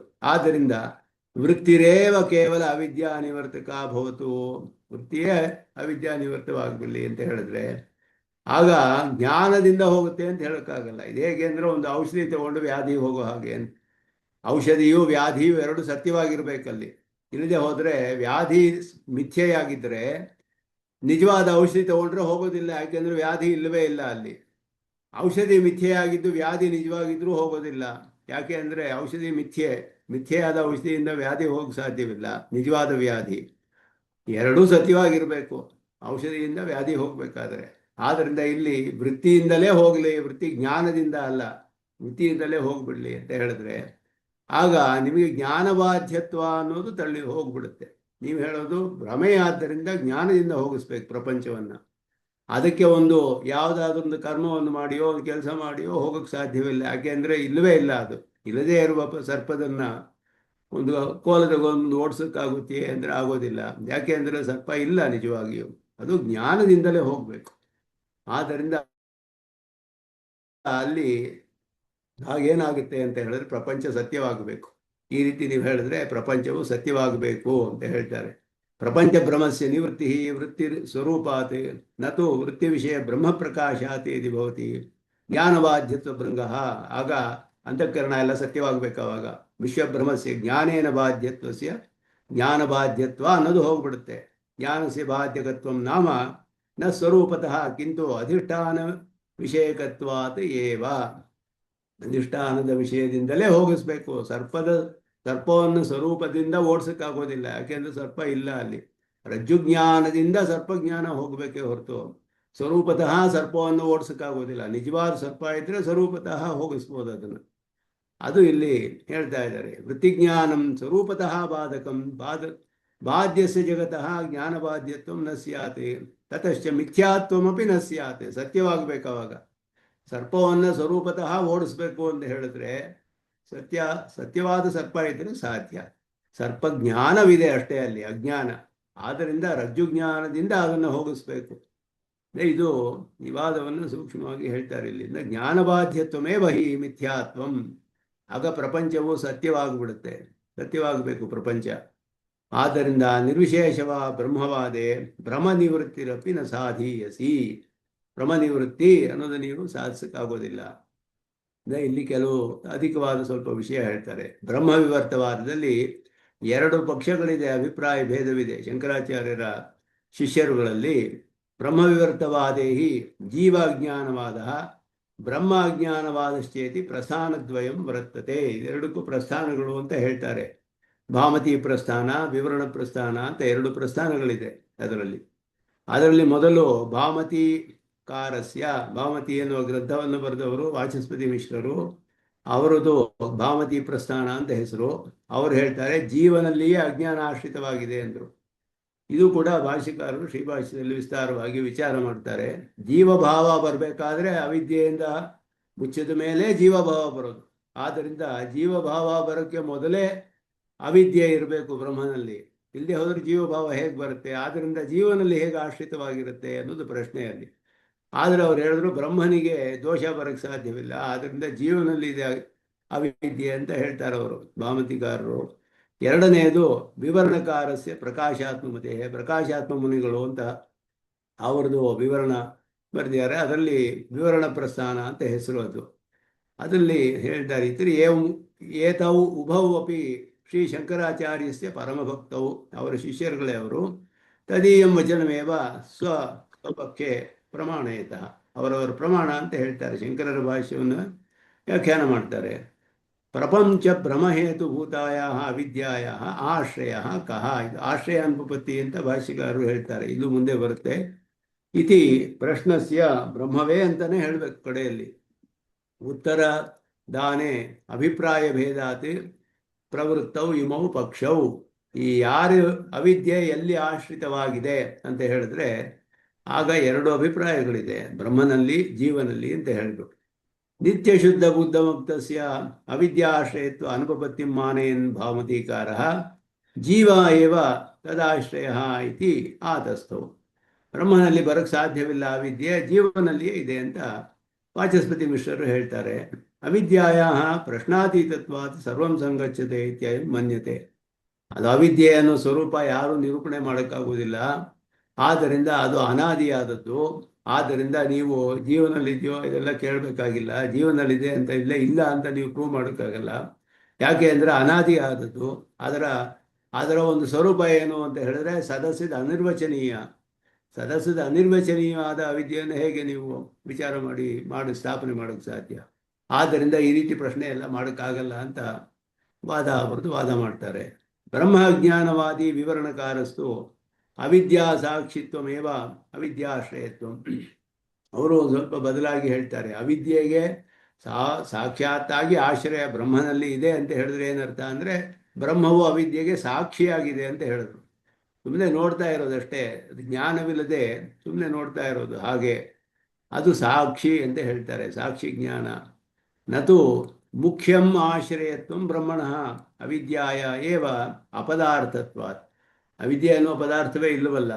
ಆದ್ದರಿಂದ ಸಾಕ್ಷಾತ್ತಾಗಿ ಆಶ್ರಯ ಇಲ್ಲ ಬ್ರಹ್ಮನಲ್ಲಿ, ಸಾಕ್ಷಿತ್ವ ಅನ್ನೋದಿದೆ ಅಷ್ಟೇನೆ ಅಂತ ಹೇಳ್ತಾರೆ. ಅದು ಸುಷುಪ್ತಿಯಲ್ಲಿ ನೋಡಬಹುದು ಅಂತ ಹೇಳಿದ್ರು. ಸುಷುಪ್ತಿಯಲ್ಲಿ ತನ್ನ ಸ್ವರೂಪದಲ್ಲಿ ಇರುತ್ತೆ ಆತ್ಮ, ಯಾವ ವಿಷಯವನ್ನು ತಿಳಿಯೋದಿಲ್ಲ. ಆದರೆ ಮತ್ತೆ ಎದ್ದು ಬರ್ತಾನೆ. ಮತ್ತೆ ಎದ್ದು ಬಂದು ಪ್ರಪಂಚದಲ್ಲಿ ವ್ಯವಹಾರ ಮಾಡಬೇಕಾದ್ರೆ ಅವಿದ್ಯೆ ಇದೆ ಅಂತ ಆಯ್ತಲ್ಲಿ. ಆದರೆ ಅದರ ಕಾರ್ಯವು ನಡೀತಾ ಇಲ್ಲ ಸುಷುಪ್ತಿಯಲ್ಲಿ. ಆದ್ದರಿಂದ ಬ್ರಹ್ಮವು ಸುಮ್ಮನೆ ಅವಿದ್ಯೆಗೆ ಸಾಕ್ಷಿಯಾಗಿದೆ ಅಲ್ಲಿ ಸುಷುಪ್ತಿಯಲ್ಲಿ ಅಂತ ಹೇಳ್ತಾರೆ. ಆ ರೀತಿ ಅಲ್ಲಿ ನಿರ್ವಾಹ ಮಾಡ್ತಾರೆ. ನಿತ್ಯ ನಿರ್ವಿಶೇಷಸ್ಯ ಅವಿದ್ಯಾ ಸಾಕ್ಷಿತ್ವ ಕಥಂ ಘಟತಾಂ. ಹೇಗೆ ಆಗುತ್ತೆ ಅವಿದ್ಯಾ ಸಾಕ್ಷಿತ್ವ ನಿಮಗೆ ಅಂತ ಹೇಳಿದ್ರೆ, ನಿತ್ಯ ನಿರ್ವಿಶೇಷನಾದವನು ಅಂತ ಹೇಳಿದ್ರೆ ಅವಿದ್ಯಾ ಸಾಕ್ಷಿತ್ವ ಅನ್ನೋದು ಒಂದು ಸಾಕ್ಷಿ ಅಂತ ಹೇಳಿದ್ರೆ ವ್ಯಾಕರಣ ಪ್ರಕಾರ ಸಾಕ್ಷಾತ್ ದ್ರಷ್ಟರಿ ಸಂಜ್ಞಾಯಾಮ್ ಅಂತ ವ್ಯಾಕರಣ ಸೂತ್ರ, ಪಾಣಿನಿ ಸೂತ್ರ. ಸಾಕ್ಷಾತ್ ದ್ರಷ್ಟರಿ ಸಂಜ್ಞಾಯಾಮ್, ಅದೇ ಸಾಕ್ಷಿ ಅಂತ ಅರ್ಥ. ನೇರವಾಗಿ ನೋಡುವಂಥವನಿಗೆ ಸಾಕ್ಷಿ ಅಂತ ಹೇಳೋದು. ಆದರೆ ಬ್ರಹ್ಮನಿಗೆ ಯಾವ ಗುಣವೂ ಇಲ್ಲವಲ್ಲ, ನೋಡೋಕ್ಕೆ ಸಾಧ್ಯವಿಲ್ಲ. ಆದ್ದರಿಂದ ಅವನು ಸಾಕ್ಷಿ ಅಂತ ಹೇಗೆ ಹೇಳ್ತೀರಾ ಅನ್ನೋದು ಪ್ರಶ್ನೆ ಬರುತ್ತೆ. ಮಿಥ್ಯೆ ಆದ್ದರಿಂದ ಏನು ಪರವಾಗಿಲ್ಲ, ಎಲ್ಲದಕ್ಕೂ ನೈಷ ದೋಷ ಅಂತ ಹೇಳ್ತಾರೆ. ಅದಕ್ಕೆ ಅನಾದಿತ್ವಾತ್ಮಸ್ಯ ಸಾಕ್ಷಿತ್ವಸ್ಯ ಪ್ರಶ್ನ ಅಸಮಂಜಸ. ಇದು ಅನಾದಿ ಕಾಲದಿಂದ ಬಂದಿದೆ, ಈ ಪ್ರಶ್ನೆಯೇ ಸಮಂಜಸವಾಗಿಲ್ಲ, ನೀವು ಈಗ ಪ್ರಶ್ನೆ ಮಾಡೋಕ್ಕಾಗೋದಿಲ್ಲ ಅಂತ ಹೇಳಿಬಿಟ್ರೆ ನಾವೇನು ಅವಾಗ ಯಾರು ಏನು ಮಾತಾಡೋಕ್ಕಾಗೋದಿಲ್ಲ. ಏವಂ ಅನಾದಿತ್ವ ಅಂಗೀಕಾರೆ ಪ್ರಪಂಚ ಸತ್ಯತಾಯಾಮಪಿ ದೋಷಾಭಾವಾತ್. ಪ್ರಪಂಚವೇ ಸತ್ಯ ಅಂತ ಯಾಕೆ ಒಪ್ಕೋಬಾರದು ನೀವು? ಈಗ ಅನಾದಿ ಅಂತ ಹೇಳಿದ್ರೆ ಪ್ರಪಂಚ ಸತ್ಯವಾಗಿದೆ ಅಂತ ಒಪ್ಕೊಂಡ್ರೆ ನಿಮಗೇನು ದೋಷವಾಗುತ್ತೆ? ಕಿಮರ್ಥ ಪ್ರಪಂಚ ಮಿಥ್ಯಾತ್ವ ಸಾಧನ ಪ್ರಯಾಸ ಅವಿಚಾರಿತ ರಮಣೀಯಮೇವ ಸರ್ವಮಿತಿ ಯದಿ ತೃಪ್ತಿ ತ್ಯಜ್ಯತಾಂ ತರ್ಹಿ ವಿಚಾರ ನಿಯತಾಂ ಕಾಲಃ ಸಾಧನ ಪಾರಾಯಣ್ಯೇನ. ಸ್ವಾಮಿ ಆಚಾರ್ಯರು ಬರೀತಾರೆ ಇಲ್ಲಿ. ಸುಮ್ಮನೆ ವಿಚಾರ ಮಾಡ್ತಾ ಇದ್ರೆ ನೀವು ಈ ರೀತಿ ವಾದ ಮಾಡಿ ಅದು ಪ್ರಯೋಜನವಿಲ್ಲ. ಪರಂತು ವಿವರ್ತವಾದಂ ಅಂತರಾಪಿ ಜಗತ್ಸೃಷ್ಟ್ಯಾದೇಹ ನಿರ್ವಾಹಾತ್ ವಿವರ್ತವಾದ ಅನ್ಯತಾ ಸಿದ್ಧ ಏವ. ವಿವರ್ತವಾದವಿಲ್ಲದೆ ಜಗತ್ ಸೃಷ್ಟಿಯನ್ನು ನಿರ್ವಾಹ ಮಾಡೋಕ್ಕೆ ಸಾಧ್ಯವಿರೋದ್ರಿಂದ ಇದು ಅನ್ಯಥಾ ಸಿದ್ಧವಾಯಿತು. ಅನನ್ಯತಾ ಸಿದ್ಧವಾಗಿರಬೇಕು. ನೀವು ಅನನ್ಯತಾ ಸಿದ್ಧವಾಗಿ ಹೇಳೋಕ್ಕೆ ಆಗೋದಿಲ್ಲ. ಇದನ್ನು ಅನ್ಯತಾ ಸಿದ್ಧ ಅಂದರೆ ಬೇರೆ ಪ್ರಮಾಣಗಳಿಂದ ಬೇರೆ ರೀತಿ ನಿರ್ವಾಹ ಮಾಡೋಕ್ಕೆ ಸಾಧ್ಯವಿದೆ. ಪ್ರಪಂಚವು ಸತ್ಯತ್ವವನ್ನು ಇಟ್ಟುಕೊಂಡೇ ಎಲ್ಲವನ್ನು ನಿರೂಪಣೆ ಮಾಡ್ಬೋದು. ಶ್ರುತಿಯಲ್ಲಿ ವಿಚಾರಗಳನ್ನೆಲ್ಲ ತತ್ವಸ್ಥಿತಿಯನ್ನೆಲ್ಲ ಸ್ಥಾಪನೆ ಮಾಡೋಕ್ಕೆ ಸಾಧ್ಯವಿರೋದ್ರಿಂದ ನೀವು ಹೇಳುವ ವಿವರ್ತವಾದವು ಸಾಧಿಸೋದಕ್ಕೆ ಸಾಧ್ಯವಿಲ್ಲ ಅನ್ನೋದು ಇಲ್ಲಿ ಪ್ರಧಾನವಾಗಿ ಈ ಶ್ಲೋಕದಲ್ಲಿ ಹೇಳ್ತಾರೆ. ಇದನ್ನು ಕನ್ನಡದಲ್ಲಿ ಒಂದು ಸತಿ ನೋಡಿದ್ವಿ. ಇಲ್ಲಿ ಸ್ವಲ್ಪ ಅಧಿಕವಾದ ವಿಷಯಗಳಿದೆ. ಅದಕ್ಕೆ ಮೇಲೆ ಈಗ ಈ ತಿರೋಧಾನ ಅನುಪಪತ್ತಿ ಅನ್ನುವಂತಹ ಮುಂದಿನ ಒಂದು ಅನುಪಪತ್ತಿ, ಅವಿದ್ಯೆಯಲ್ಲಿ ಬರುವ ಅನುಪಪತ್ತಿಗಳನ್ನು ಈಗ ವಿಚಾರ ಮಾಡ್ತಾರೆ. ತಿರೋಧಾನ ಅನುಪಪತ್ತಿ, ಬ್ರಹ್ಮನನ್ನ ಸ್ವಯಂ ಪ್ರಕಾಶವಾದ ಸ್ವಪ್ರಕಾಶವಾದ ಬ್ರಹ್ಮನನ್ನ ಅವಿದ್ಯೆ ತಿರೋಹಿತವಾಗುತ್ತೆ ಅವಿದ್ಯೆಯಿಂದ ಅಂತ ಹೇಳೋದು ಸಾಧ್ಯವಿಲ್ಲ ಅನ್ನೋದನ್ನು ಹೇಳ್ತಾರೆ. ಯಾಕೆ ಅಂದರೆ ನಿರ್ವಿಶೇಷವಾದ ಬ್ರಹ್ಮ, ನಿರ್ವಿಶೇಷವಾದ ಸ್ವಯಂ ಪ್ರಕಾಶ, ಅದನ್ನು ಅವಿದ್ಯೆಯು ಯಾವುದೇ ಆಗಲಿ ತಿರೋಹಿತ ಮಾಡೋಕ್ಕಾಗೋದಿಲ್ಲ ಅನ್ನೋದು ಇಲ್ಲಿ ವಿಚಾರ ಮಾಡುವಂಥದ್ದು. ಛನ್ನತ್ವೇ ಸ್ವಪ್ರಕಾಶಾತ್ ಅನಧಿಕ ವಪುಷಃ ಬ್ರಹ್ಮಣಃ ಸ್ಯಾತ್ ಅಭಾವಃ. ಭಾವಾನಾಂ ಛಾದನಂ ಹಿ ಸ್ಫುರಣ ವಿಲಯನಂ ತಸ್ಯ ವಾ ಉತ್ಪತ್ತಿರೋಧಃ. ಮಿಥ್ಯಾದೋಷಾತ್ ಭ್ರಮೋಕ್ತೌ ಕಥಂ ಅಧಿಕರಣಂ ಸತ್ಯಮಿತ್ಯೇವ ವಾಚ್ಯಂ. ನ ಅಧಿಷ್ಠಾನಾನವಸ್ಥಾ ಅಧಿಷ್ಠಾನ ಅನವಸ್ಥಾ ನ ಅಧಿಷ್ಠಾನ ಅನವಸ್ಥಾ ಭವತು ತವ ಯಥಾ ನಾಸ್ತಿ ಅವಿದ್ಯಾನವಸ್ಥಾ. ಇಲ್ಲಿ ಏನು ವಿಚಾರ ಮಾಡ್ತಾರೆ ಅಂತ ಹೇಳಿದ್ರೆ, ಮಿಥ್ಯೆಯಾದ ಒಂದು ದೋಷವಿದ್ದರೆ ಅದಕ್ಕೊಂದು ದೋಷವಿರಬೇಕು. ಯಾವುದಾದ್ರೂ ಒಂದು ದೋಷ, ಒಂದು ತಪ್ಪಾದ ಜ್ಞಾನ ಬರಬೇಕಾದ್ರೆ ನಮಗೆ ಅಜ್ಞಾನ, ಸರ್ಪ ಅಂತ ತಿಳಿಬೇಕಾದ್ರೆ ಇಲ್ಲದೇ ಇರುವ ಸರ್ಪ ಅಲ್ಲಿ ಇರೋ ಹಾಗೆ ತೋರಿದ್ರೆ ಒಂದು ದೋಷ ಇರಬೇಕು. ಆ ದೋಷವು ಅದು ದೋಷವಾದರೆ ಅದಕ್ಕೆ ಇನ್ನೊಂದು ದೋಷ ಇರಬೇಕು. ಹೀಗೆ ಮೂಲವಾದ ಒಂದು ಸತ್ಯವಾದ ದೋಷ ಇರಬೇಕು. ಇಲ್ಲದೆ ಹೋದರೆ ಅನವಸ್ಥಾ ಅಂತ ಆಗುತ್ತೆ. ಅದಕ್ಕೆ ಅವರು ಹೇಳಿದ್ರು ಅವಿದ್ಯೆ ಅನಾದಿಯಾದ್ದರಿಂದ ಅನವಸ್ಥಾ ದೋಷವಿಲ್ಲ ಅಂತ ಹೇಳಿ. ಅಧಿಷ್ಠಾನನೇ ಇಲ್ಲ ಅಂತ ಹೇಳ್ಬಿಡಿ ಅಂತ ಹೇಳಿದ್ರೆ, ಅಧಿಷ್ಠಾನ ಇಲ್ಲದೆ ಹೋದರೆ ಭ್ರಮೆ ಬರಬೇಕಾದ್ರೆ ಒಂದು ಅಧಿಷ್ಠಾನ ಇರಬೇಕು. ಅದು ದೋಷ, ಅದು ಮಿಥ್ಯೆಯಾದರೆ ಅದಕ್ಕೊಂದು ಇನ್ನೊಂದು ಅಧಿಷ್ಠಾನ ಇರಬೇಕು. ಮಿಥ್ಯೆಯಾದದ್ದು ತೋರಕ್ಕೆ ಒಂದು ಅಧಿಷ್ಠಾನ ಬೇಕು. ಸರ್ಪವು ತೋರಕ್ಕೆ ರಜ್ಜು ಇರಬೇಕು. ರಜ್ಜು ಮಿಥ್ಯೆ ಅಂದರೆ ಆ ರಜ್ಜು ಮಿಥ್ಯೆಯಾದ ರಜ್ಜು ತೋರೋದಕ್ಕೆ ಇನ್ನೊಂದು ಅಧಿಷ್ಠಾನ ಬೇಕು. ಅದು ಮಿಥ್ಯೆ ಆದರೆ ಅದಕ್ಕೊಂದು ಅಧಿಷ್ಠಾನ ಬೇಕು. ಹೀಗೆ ನಾವು ಎಲ್ಲ ಮಿಥ್ಯೆ ಅಂತ ಹೇಳ್ಕೊಂಡು ಹೋದರೆ ಅನವಸ್ಥಾ ಆಗುತ್ತೆ. ಆದ್ದರಿಂದ ಅಧಿಷ್ಠಾನ ಒಪ್ಕೊಳ್ಬೇಕು. ಆದರೆ ಅವಿದ್ಯೆಯನ್ನು ಅನವಸ್ಥಾ ಆಗೋದ್ರಿಂದ ಅನಾದಿ ಅಂತ ಒಪ್ಕೊಂಡ್ಬಿಡ್ತೀವಿ. ಅವಿದ್ಯೆ ಮಿಥ್ಯೆ ಅಂತ ಒಪ್ಕೋಬೋದು. ದೋಷವನ್ನು ಮಿಥ್ಯೆ ಒಪ್ಕೊಳ್ಬೋದು, ಅಧಿಷ್ಠಾನವನ್ನು ಮಿಥ್ಯೆ ಒಪ್ಕೊಳ್ಳೋಕ್ಕಾಗಲ್ಲ ಅಂತ ಯಾಕೆ ಹೇಳ್ತೀರಾ? ಇದನ್ನು ಮಿಥ್ಯೆ ಅಂತ ಹೇಳಿ ಅಂತ ಇಲ್ಲಿ ಸ್ವಾಮಿ ದೇಶಿಕನ್ ಚಮತ್ಕಾರವಾಗಿ ಹೇಳ್ತಾ ಇದ್ದಾರೆ. ಛನ್ನತ್ವೇ ಅಂದರೆ ಮುಚ್ಚಿರೋದು ಅಂತ, ಮುಚ್ಚೋದು. ಸ್ವಪ್ರಕಾಶಾತ್ ಅನಧಿಕ ವಪುಷಃ, ಪ್ರಕಾಶಕ್ಕಿಂತ ಅಧಿಕವಾದ ಒಂದು ವಿಶೇಷವೇ ಇಲ್ಲದೇ ಇರುವಂತಹ ಬ್ರಹ್ಮನಿಗೆ ಬ್ರಹ್ಮಣಃ ಸ್ಯಾತ್ ಅಭಾವ ಅಂತ ಹೇಳುದು. ಸೂರ್ಯನಲ್ಲಿ ಹೇಗಿದೆ ಅಂದರೆ, ಸೂರ್ಯನು ಇದ್ದಾನೆ, ಅವನು ಕಿರಣಗಳು ಇದೆ. ಅದನ್ನು ಒಂದು ಮೋಡವು ಮುಚ್ಚಿದ್ರೆ ಕಿರಣಗಳು ಮುಚ್ಚಲ್ಬಿಡುತ್ತೆ. ಕಿರಣಗಳೇ ಇಲ್ಲದಂತಹ ಒಂದು ಸೂರ್ಯ ಅಂತ ನೀವು ಕಲ್ಪನೆ ಮಾಡಿಕೊಂಡ್ರೆ, ನಾವು ಕಿರಣವೇ ಇಲ್ಲ, ಬರೀ ಸೂರ್ಯ ಅನ್ನೋ ಒಂದು ಪ್ರಕಾಶ ಇದೆ ಅಷ್ಟೇ, ಕಿರಣಗಳು ಏನೂ ಇಲ್ಲ, ಅದು ಪ್ರಕಾಶ ಅನ್ನೋದಿಲ್ಲ, ಬರೀ ಸೂರ್ಯ ಒಂದೇ ಇದೆ. ಅದನ್ನೇ ಮುಚ್ಚಬೇಕು ಅಂತ ಹೇಳಿದ್ರೆ ಏನಾಗುತ್ತೆ? ಅದು ಇಲ್ಲದೆ ಹೋಗಬೇಕು, ಪದಾರ್ಥವೇ ಇಲ್ಲದೆ ಹೋಗಬೇಕು. ಕಿರಣಗಳನ್ನು ಮುಚ್ಚಿದ್ರೆ ಕಿರಣಗಳು ಕಡಿಮೆ ಆಗುತ್ತೆ, ಮರೆಯಾಗುತ್ತೆ, ಸೂರ್ಯ ಅದ್ರ ಪಾಟಿಗಿರುತ್ತೆ. ಆದರೆ ಕಿರಣಗಳು ಇಲ್ಲದೇ ಇರುವಂತಹ ನಿರ್ವಿಶೇಷವಾದ ಒಂದು ಪ್ರಕಾಶ ಪದಾರ್ಥ ಇದೆ ಅಂತ ಹೇಳಿದ್ರೆ, ಆವಾಗ ಆ ಪದಾರ್ಥದ ಸ್ವರೂಪವೇ ಇಲ್ಲದೆ ಹೋಗಬೇಕು. ಮುಚ್ಚಿದೆ ಅಂತ ಹೇಳಿದ್ರೆ ಏನಾಗುತ್ತೆ? ಪದಾರ್ಥದ ಸ್ವರೂಪವೇ ಮುಚ್ಚಿದ ಹಾಗಾಗಬೇಕು, ಅಥವಾ ಆ ಪ್ರಕಾಶವೇ ಉತ್ಪತ್ತಿ ಆಗದೆ ಇರೋ ಹಾಗಿರಬೇಕು. ಇದು ಎರಡು ಕಾರಣವನ್ನು ಇಲ್ಲಿ ಹೇಳ್ತಾರೆ. ತಿರೋಧಾನಾನುಭೂತಿ ಶ್ರೀಭಾಷ್ಯದಲ್ಲಿ ಇದೇ ರೀತಿಯಲ್ಲಿ ಹೇಳಿದರು. ಭಾವಾನಾಂ ಛಾದನಂ ಹಿ ಸ್ಫುರಣ ವಿಲಯನಂ. ಇರೋದಾದರೆ, ಇರೋ ಪದಾರ್ಥಗಳದ್ದಾದರೆ ಅದರ ಮುಚ್ಚೋದು ಅಂತ ಹೇಳಿದ್ರೆ ಅದರ ಸ್ಫುರಣ ಉತ್ಪತ್ತಿಯನ್ನು ನಾಶ ಮಾಡುವಂತಹದ್ದು, ಅಥವಾ ಉತ್ಪತ್ತಿ ರೋಧ, ಉತ್ಪತ್ತಿಯನ್ನು ನಾಶಪಡಿಸಬೇಕು ಅಥವಾ ಉತ್ಪತ್ತಿಯನ್ನು ತಡೆಯಬೇಕು. ಎರಡರಲ್ಲಿ ಒಂದಾಗಬೇಕು. ಕಿರಣಗಳನ್ನು ನಾಶಪಡಿಸ್ಬೋದು ಅಥವಾ ಕಿರಣಗಳನ್ನು ಮರೆ ಮಾಡಬಹುದು. ಇದು ಒಂದು ಭಾವ ಪದಾರ್ಥ ಇದ್ದರೆ ಅಂತ ಅರ್ಥ. ಯಾವುದು ವಿಶೇಷವಿಲ್ಲದೆ ಆದರೆ ಸ್ವರೂಪವೇ ನಾಶವಾಗಬೇಕು. ಯಾಕೆಂದರೆ ಅಲ್ಲಿ ಉತ್ಪತ್ತಿ ಆಗೋದಿಲ್ಲ ಅಂತ ಹೇಳ್ತಾರೆ. ಬ್ರಹ್ಮ ನಿತ್ಯವಾದ್ದರಿಂದ ಪರಿಣಾಮವಿಲ್ಲ. ಉತ್ಪತ್ತಿ ಆಗೋ ಹಾಗಿದ್ರೆ ಜ್ಞಾನವು ಅದು ಏನು ಅನಿತ್ಯವಾಗಿಬಿಡುತ್ತೆ. ಯಾವ್ದು ಉತ್ಪನ್ನವಾಗುತ್ತೋ ಅದೆಲ್ಲ ಅನಿತ್ಯವಾಗಿಬಿಡುತ್ತೆ. ಆದ್ದರಿಂದ ಇಲ್ಲಿ ಈ ಒಂದು ದೋಷವನ್ನು ಇದರಲ್ಲಿ ತೋರಿಸ್ತಾರೆ. ಅವಿದ್ಯೆಯಿಂದ ಪರಬ್ರಹ್ಮಕ್ಕೆ ತಿರೋಧಾನವು ಸಾಧ್ಯವಿಲ್ಲ ಅನ್ನೋದನ್ನು ತೋರಿಸಿದ್ದಾರೆ. ಸ್ವಪ್ರಕಾಶಾತ್ ಅನಧಿಕ ವಪುಷಃ ಛನ್ನತ್ವೇ ಬ್ರಹ್ಮಣಃ ಅಭಾವ ಸ್ಯಾತ್. ಪ್ರಕಾಶ ಮಾತ್ರ ಸ್ವರೂಪವಾದ ಬ್ರಹ್ಮಕ್ಕೆ ತಿರೋಧನವಾದರೆ ಬ್ರಹ್ಮವೇ ಇಲ್ಲವಾಗಬೇಕು. ಹೇಗೆ ಅಂತ ಹೇಳಿದ್ರೆ, ಭಾವಾನಾಂ ಹಿ ಛಾದನಂ ಸ್ಫುರಣ ವಿಲಯನಂ ತಸ್ಯ ಉತ್ಪತ್ತಿ ನಿರೋಧಾವ. ಎರಡು ವಿಷಯದಲ್ಲಿ ಎರಡು ರೀತಿಯಲ್ಲಿ ಆಗಬಹುದು. ಒಂದು ಭಾವರೂಪವಾದ ಪದಾರ್ಥ ಅದು ತೋರದೇ ಇರಬೇಕಾದ್ರೆ ಎರಡು ಕಾರಣಗಳಿರುತ್ತೆ ಅಷ್ಟೇ. ಒಂದು ಅದರ ತೋರಿಕೆಯೇ ಇಲ್ಲದೆ ಇರಬೇಕು, ಅಥವಾ ಅದು ಉತ್ಪನ್ನವಾಗದೇ ಇರಬೇಕು. ಕಿರಣಗಳು ಬರ್ತಾ ಇರುವಾಗ ಉತ್ಪನ್ನವಾಗದೇ ಇರೋ ಹಾಗೆ ಆಗ್ಬೋದು, ಅಥವಾ ಪದಾರ್ಥವೇ ತೋರದೇ ಇರೋ ಹಾಗೆ ಆಗಬೇಕು. ಯಾವ ಕಿರಣಗಳು ಇಲ್ಲ ಅಂದರೆ ಪದಾರ್ಥವೇ ಮುಚ್ಚಿ ಹೋಗಬೇಕು, ತೋರದೇ ಇರಬೇಕು. ಸ್ವಯಂ ಪ್ರಕಾಶವಾದ ಬ್ರಹ್ಮ ತೋರದೇ ಇರೋಕ್ಕೆ ಸಾಧ್ಯವಿಲ್ಲ. ಯಾಕೆಂದ್ರೆ ಅದು ಯಾವಾಗಲೂ ಸ್ವಪ್ರಕಾಶವಾಗಿ ಇರುತ್ತೆ. ಅದು ಜ್ಞಾನ ಸ್ವಪ್ರಕಾಶವಾಗಿರೋದ್ರಿಂದ ಅದು ತೋರದೇ ಇರೋಕ್ಕೆ ಸಾಧ್ಯವಿಲ್ಲ. ನಿತ್ಯವಾದ್ದರಿಂದ ಉತ್ಪತ್ತಿ ವಿರೋಧ ಅನ್ನೋದು ನಿರೋಧ ಅನ್ನೋದು ಹೇಳೋಕ್ಕಾಗೋದಿಲ್ಲ. ನಿತ್ಯವಾದ್ದರಿಂದ ಅದರ ಉತ್ಪತ್ತಿ, ಜ್ಞಾನದ ಉತ್ಪತ್ತಿಯು ತಡೆಯಲ್ಪಡುತ್ತೆ ಅಥವಾ ನಾಶವಾಗುತ್ತೆ ಅಂತ ಹೇಳೋಕ್ಕಾಗಲ್ಲ. ಯಾಕೆಂದರೆ ಜ್ಞಾನ ಅಲ್ಲಿ ಉತ್ಪನ್ನವಾಗ್ತಾ ಇಲ್ಲ, ನಿತ್ಯವಾಗಿ ಒಂದೇ ರೂಪದಲ್ಲಿ ಇದೆ ಪ್ರಕಾಶ ಅಷ್ಟೇನೆ. ಆ ಪ್ರಕಾಶವು ಉತ್ಪನ್ನವಾಗ್ತಾ ಇಲ್ಲ. ಆದ್ದರಿಂದ ಇಲ್ಲಿ ಬ್ರಹ್ಮವೇ ಅಪ್ರಾಮಾಣಿಕವಾಗಿಬಿಡುತ್ತೆ ಅಂತ ಇಲ್ಲಿ ಹೇಳ್ತಾ ಇದ್ದಾರೆ. ನಮ್ಮ ಜೀವಾತ್ಮರುಗಳಲ್ಲಿ ನಮಗೆ ಧರ್ಮಭೂತ ಜ್ಞಾನವು ಸಂಸಾರಾವಸ್ಥೆಯಲ್ಲಿ ಅಲ್ಲಿ ಉತ್ಪತ್ತಿ ವಿನಾಶಗಳಿದೆ. ಧರ್ಮಭೂತ ಜ್ಞಾನಕ್ಕೆ ನಿತ್ಯವಾಗಿ ಅಪೃಥಕ್ ಸಿದ್ಧವಾದ ವಿಶೇಷಣವಾಗಿದ್ದರೂ ಕೂಡ ಧರ್ಮಭೂತ ಜ್ಞಾನಕ್ಕೆ ಉತ್ಪತ್ತಿ ಮತ್ತೆ ಅದು ಸಂಕೋಚ ವಿಕಾಸ ರೂಪದಲ್ಲಿ ಉತ್ಪತ್ತಿ ವಿನಾಶ. ಹೊಸದಾಗಿ ಒಂದು ಜ್ಞಾನ ಉಂಟಾದರೆ ಧರ್ಮಭೂತ ಜ್ಞಾನವು ವಿಕಾಸವಾಗುತ್ತೆ ಅಂತ ಹೇಳ್ತೀವಿ. ಒಂದು ಮರೆತು ಬಿಟ್ಟರೆ ತಿಳಿದಿರೋ ಜ್ಞಾನ ಹೋಗಿಬಿಟ್ರೆ ಸಂಕುಚಿತವಾಗಿದೆ ಅಂತ ಹೇಳ್ತೀವಿ. ಆದರೆ ಧರ್ಮಭೂತ ಜ್ಞಾನ ಎಂದೂ ಕೂಡ ಪೂರ್ಣವಾಗಿ ಹೋಗೋದಿಲ್ಲ, ಅದು ಇದ್ದೇ ಇರುತ್ತೆ.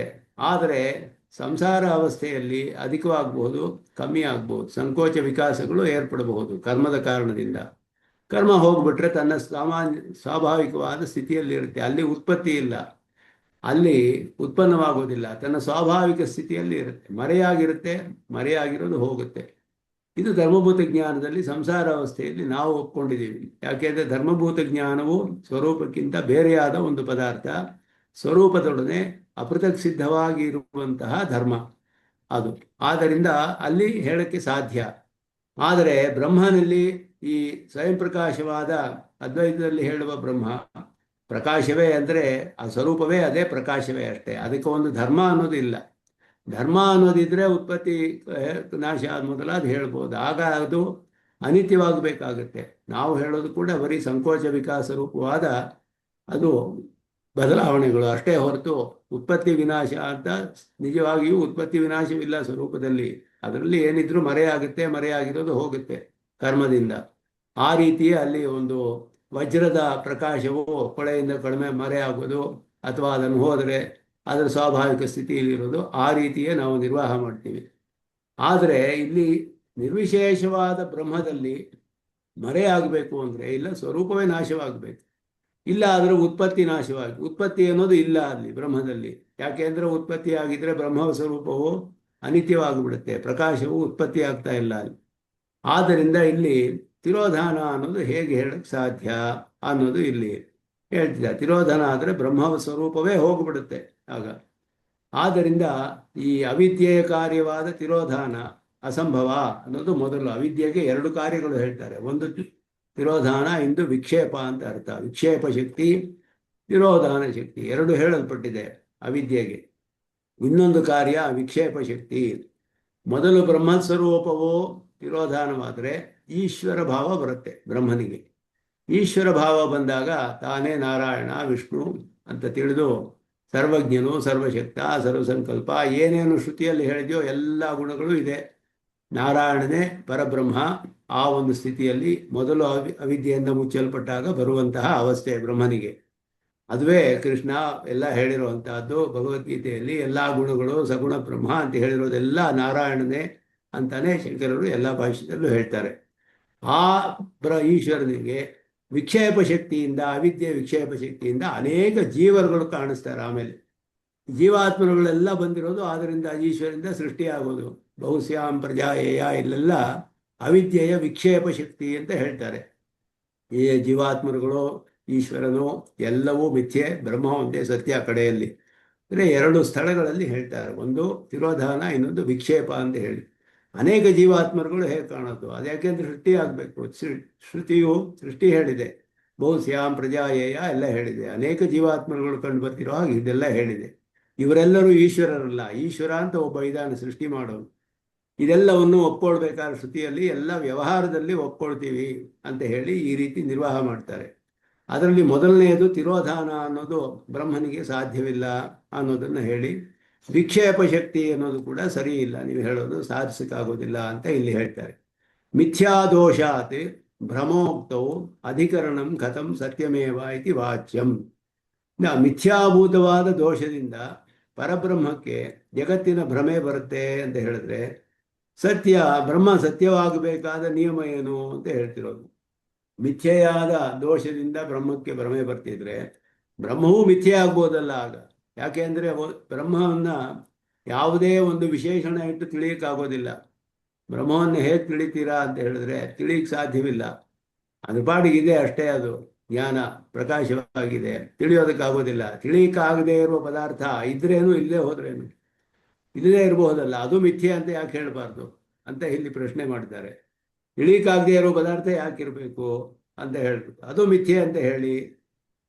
ಏಕೆ ಅಂದರೆ ಬ್ರಹ್ಮವೇ ಅವಿದ್ಯೆಯಿಂದ, ಅದು ವಿವರಿಸ್ತಾರೆ ಇಲ್ಲಿ, ಬ್ರಹ್ಮವೇ ಅವಿದ್ಯೆಯಿಂದ ಜೀವ ಜಗತ್ ಈಶ್ವರಾದಿ ಭ್ರಮೆಗಳನ್ನು ಅನುಭವಿಸುತ್ತೆ. ಈ ಅವಿದ್ಯೆಗೆ ಎರಡು ಶಕ್ತಿ ಇದೆ. ಒಂದು ಬ್ರಹ್ಮ ಸ್ವರೂಪವನ್ನು ಮರೆ ಮಾಡುತ್ತೆ, ಮತ್ತೊಂದು ವಿಶ್ವ ಭ್ರಮೆಯನ್ನು ಹುಟ್ಟಿಸ್ಬೇಕು. ಎರಡು ಶಕ್ತಿಗಳು. ಇದು ಬ್ರಹ್ಮವಿವರ್ತವಾದಿಗಳು ಹೇಳುವಂಥದ್ದು. ಇದು ಯಾವುದು ಸರಿ ಇಲ್ಲ. ಭ್ರಮೆ ಬರಬೇಕಾದ್ರೆ ನಾಲ್ಕು ವಿಷಯಗಳು ಇರಬೇಕು. ಇಲ್ಲಿ ಹೇಳ್ತಾರೆ ಸ್ಪಷ್ಟವಾಗಿ. ಅಧಿಷ್ಠಾನ ಜ್ಞಾನ ಇರಬೇಕು. ಅಧಿಷ್ಠಾನ ಯಾವುದು ಅಂತ ತಿಳಿದಿರಬೇಕು ನಮಗೆ. ಅದರಲ್ಲಿ ಒಂದು ಸಾಧಾರಣವಾದ ಧರ್ಮಜ್ಞಾನವಿರಬೇಕು. ಸಾಧಾರಣ ಧರ್ಮ ಇರಬೇಕು ಅಧಿಷ್ಠಾನಕ್ಕೆ. ಆರೋಪಿತವಾಗದ ವಸ್ತುವಿನ ಸ್ಮರಣೆ ಬರಬೇಕು. ಒಂದು ಸರ್ಪ ಅನ್ನುವಂತಹ ಪದಾರ್ಥ ಅಲ್ಲಿ ಆರೋಪಿತವಾದರೆ ಅದರ ಸ್ಮರಣೆ ಬಂದು ಈ ಧರ್ಮದಲ್ಲಿ ಆ ಧರ್ಮವು ಸೇರಿ ಈ ಪದಾರ್ಥ ಅದೇ ಅನ್ನುವಂತಹ ಜ್ಞಾನ ಉಂಟು ಮಾಡುತ್ತೆ ನಮಗೆ. ಆ ಹಗ್ಗದಲ್ಲಿ ಇರುವಂತಹ ಒಂದು ಧರ್ಮವು ಸರ್ಪದ ಧರ್ಮವನ್ನು ನಮಗೆ ಸ್ಮರಣೆಗೆ ತಗೊಬಂದುಕೊಂಡು ಇದು ಸರ್ಪ ಇರಬಹುದು ಅನ್ನುವ ಅಜ್ಞಾನ ಉಂಟಾಗುತ್ತೆ ನಮಗೆ. ಆದ್ದರಿಂದ ಆರೋಪಿತವಾದ ವಸ್ತುವಿನ ಸ್ಮರಣೆ ಆಗಬೇಕು. ಅದರ ಮೇಲೆ ದೋಷ ಒಂದು ಇರಬೇಕು. ದೋಷ ಅನ್ನೋದು ಕೂಡ ಅವಶ್ಯವ. ಅಲ್ಲಿ ದೋಷವು ಸತ್ಯವಾಗಿರಬೇಕು. ದೋಷ, ನಿಜವಾದ ದೋಷ ಇಲ್ಲದೆ ಹೋದರೆ ಬರಕ್ಕೆ ಸಾಧ್ಯವಿಲ್ಲ. ರಜ್ಜುವಿನಲ್ಲಿ ಸರ್ಪಭ್ರಮೆ ಅನ್ನೋದು ಬಂದಾಗ ರಜ್ಜುವು ಅಧಿಷ್ಠಾನ, ಅದರ ಉದ್ದವಾಗಿರುವಿಕೆ ಅನ್ನೋದು ಸಾಧಾರಣವಾದ ಧರ್ಮ, ಸರ್ಪ ಅನ್ನೋದು ಆರೋಪಿತ, ಬೆಳಕಿನ ಕೊರತೆ ಮೊದಲಾದದ್ದು ದೋಷ. ಕತ್ತಲು ಇರಬಹುದು, ಇಲ್ಲ ದೂರದಲ್ಲಿರಬಹುದು, ನಮ್ಮ ದೃಷ್ಟಿಯಲ್ಲೇ ದೋಷ ಇರಬಹುದು. ಇದೆಲ್ಲ ನಿಜವಾದ ಒಂದು ದೋಷ. ಈ ನಾಲ್ಕು ವಿಷಯಗಳು ಸತ್ಯವಾಗಿರಬೇಕು. ಈ ನಾಲ್ಕು ಸತ್ಯವಾಗಿದ್ದರೆ ಮಾತ್ರವೇ ರಜ್ಜು ಸರ್ಪ ಭ್ರಮೆ ಬರೋಕ್ಕೆ ಸಾಧ್ಯ. ಇದರಲ್ಲಿ ಇವರ ಸಿದ್ಧಾಂತದಲ್ಲಿ ಹೇಳುವಾಗ ಅಧಿಷ್ಠಾನ ಮಾತ್ರ ಸತ್ಯ, ಮಿಕ್ಕಿದ್ದೆಲ್ಲ ಮಿಥ್ಯೆ ಅಂತ ಯಾರು ಹೇಳಕ್ಕೆ ಸಾಧ್ಯವಿಲ್ಲ. ಅದನ್ನೇ ಇಲ್ಲಿ ಸಾಧಿಸ್ತಾರೆ. ಪ್ರಕೃತದಲ್ಲಿ ಬ್ರಹ್ಮ ಒಂದೇ ಸತ್ಯ, ಅವಿದ್ಯೆ ಮುಂತಾದವೆಲ್ಲ ಅಸತ್ಯ ಅಂತ ಹೇಳಿದ್ರೆ ದೋಷವಾದ ಅವಿದ್ಯೆ ಮಿಥ್ಯೆಯಾದರೂ ಭ್ರಮೆ ಬರೋದಾದರೆ, ದೋಷವಾದ ಅವಿದ್ಯೆ ಮಿಥ್ಯೆ ಆದರೂ ಭ್ರಮೆ ಬರುತ್ತೆ ಅಂತ ಹೇಳಿದ್ರೆ, ಅಧಿಷ್ಠಾನವಾದ ಬ್ರಹ್ಮ ಮಿಥ್ಯೆಯಾದರೂ ಭ್ರಮೆ ಬರ್ಬೋದಲ್ಲ. ಬ್ರಹ್ಮ ಸತ್ಯ ಅಂತ ಯಾಕೆ ಒಪ್ಕೊಳ್ಬೇಕು ನೀವು ಅಂತ ಇಲ್ಲಿ ಪ್ರಶ್ನೆ ಮಾಡ್ತಾರೆ. ಅದಕ್ಕೆ ಅವ್ರು ಹೇಳಿದ್ರು, ಇಲ್ಲ ಇಲ್ಲ, ದೋಷವಾದ ಅವಿದ್ಯೆ ಮಿಥ್ಯೆ, ಅದಕ್ಕೆ ಒಂದು ಅನಾದಿ ಅಂತ ಹೇಳಿ ನಾವು ತಪ್ಪಿಸ್ಕೊಳ್ತೇವೆ. ಇಲ್ಲಿಯವರ ಅನವಸ್ಥಾ ದೋಷ ಬರುತ್ತೆ. ಬ್ರಹ್ಮಕ್ಕೂ ಹಾಗೆ ಹೇಳ್ಬೋದಲ್ಲ. ಆಗ ಅಧಿಷ್ಠಾನವಾದ ಬ್ರಹ್ಮ ಮಿಥ್ಯೆ ಆದರೆ ಆ ಬ್ರಹ್ಮವು ಅಧ್ಯಸ್ಥವಾಗಬೇಕು. ಬ್ರಹ್ಮವು ಮಿಥ್ಯೆಯಾದರೆ, ಸರ್ಪವು ಮಿಥ್ಯೆ ಆದ್ದರಿಂದ ಅದು ಅಧ್ಯಸ್ಥವಾಗಿದೆ ಹಗ್ಗದಲ್ಲಿ.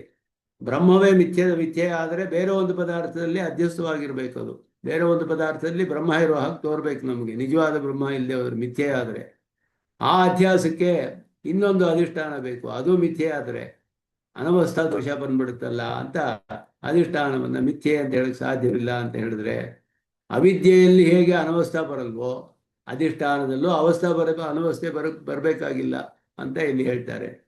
ಅವಿದ್ಯಾ ಅನವಸ್ಥಾ ಯಥಾ ನಾಸ್ತಿ ಅಧಿಷ್ಠಾನ ಅನವಸ್ಥಾ ನ ಭವತು ಅಂತ ಹೇಳಿ.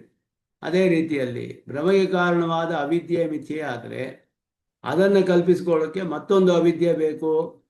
ಅಧ್ಯಾಸ ಅನ್ನೋಕೆ ಏನು ಮೀನಿಂಗ್ ಕೊಡ್ತಾರೆ? ಯಾವುದಕ್ಕೆ ಅಧ್ಯಾಸ ಅನ್ನೋದಕ್ಕೆ ಮೀನಿಂಗ್ ಏನು ಕೊಡ್ತಾರೆ? ಅತಸ್ಮಿನ್ ತದ್ಬುದ್ಧಿ ಅಧ್ಯಾಸ.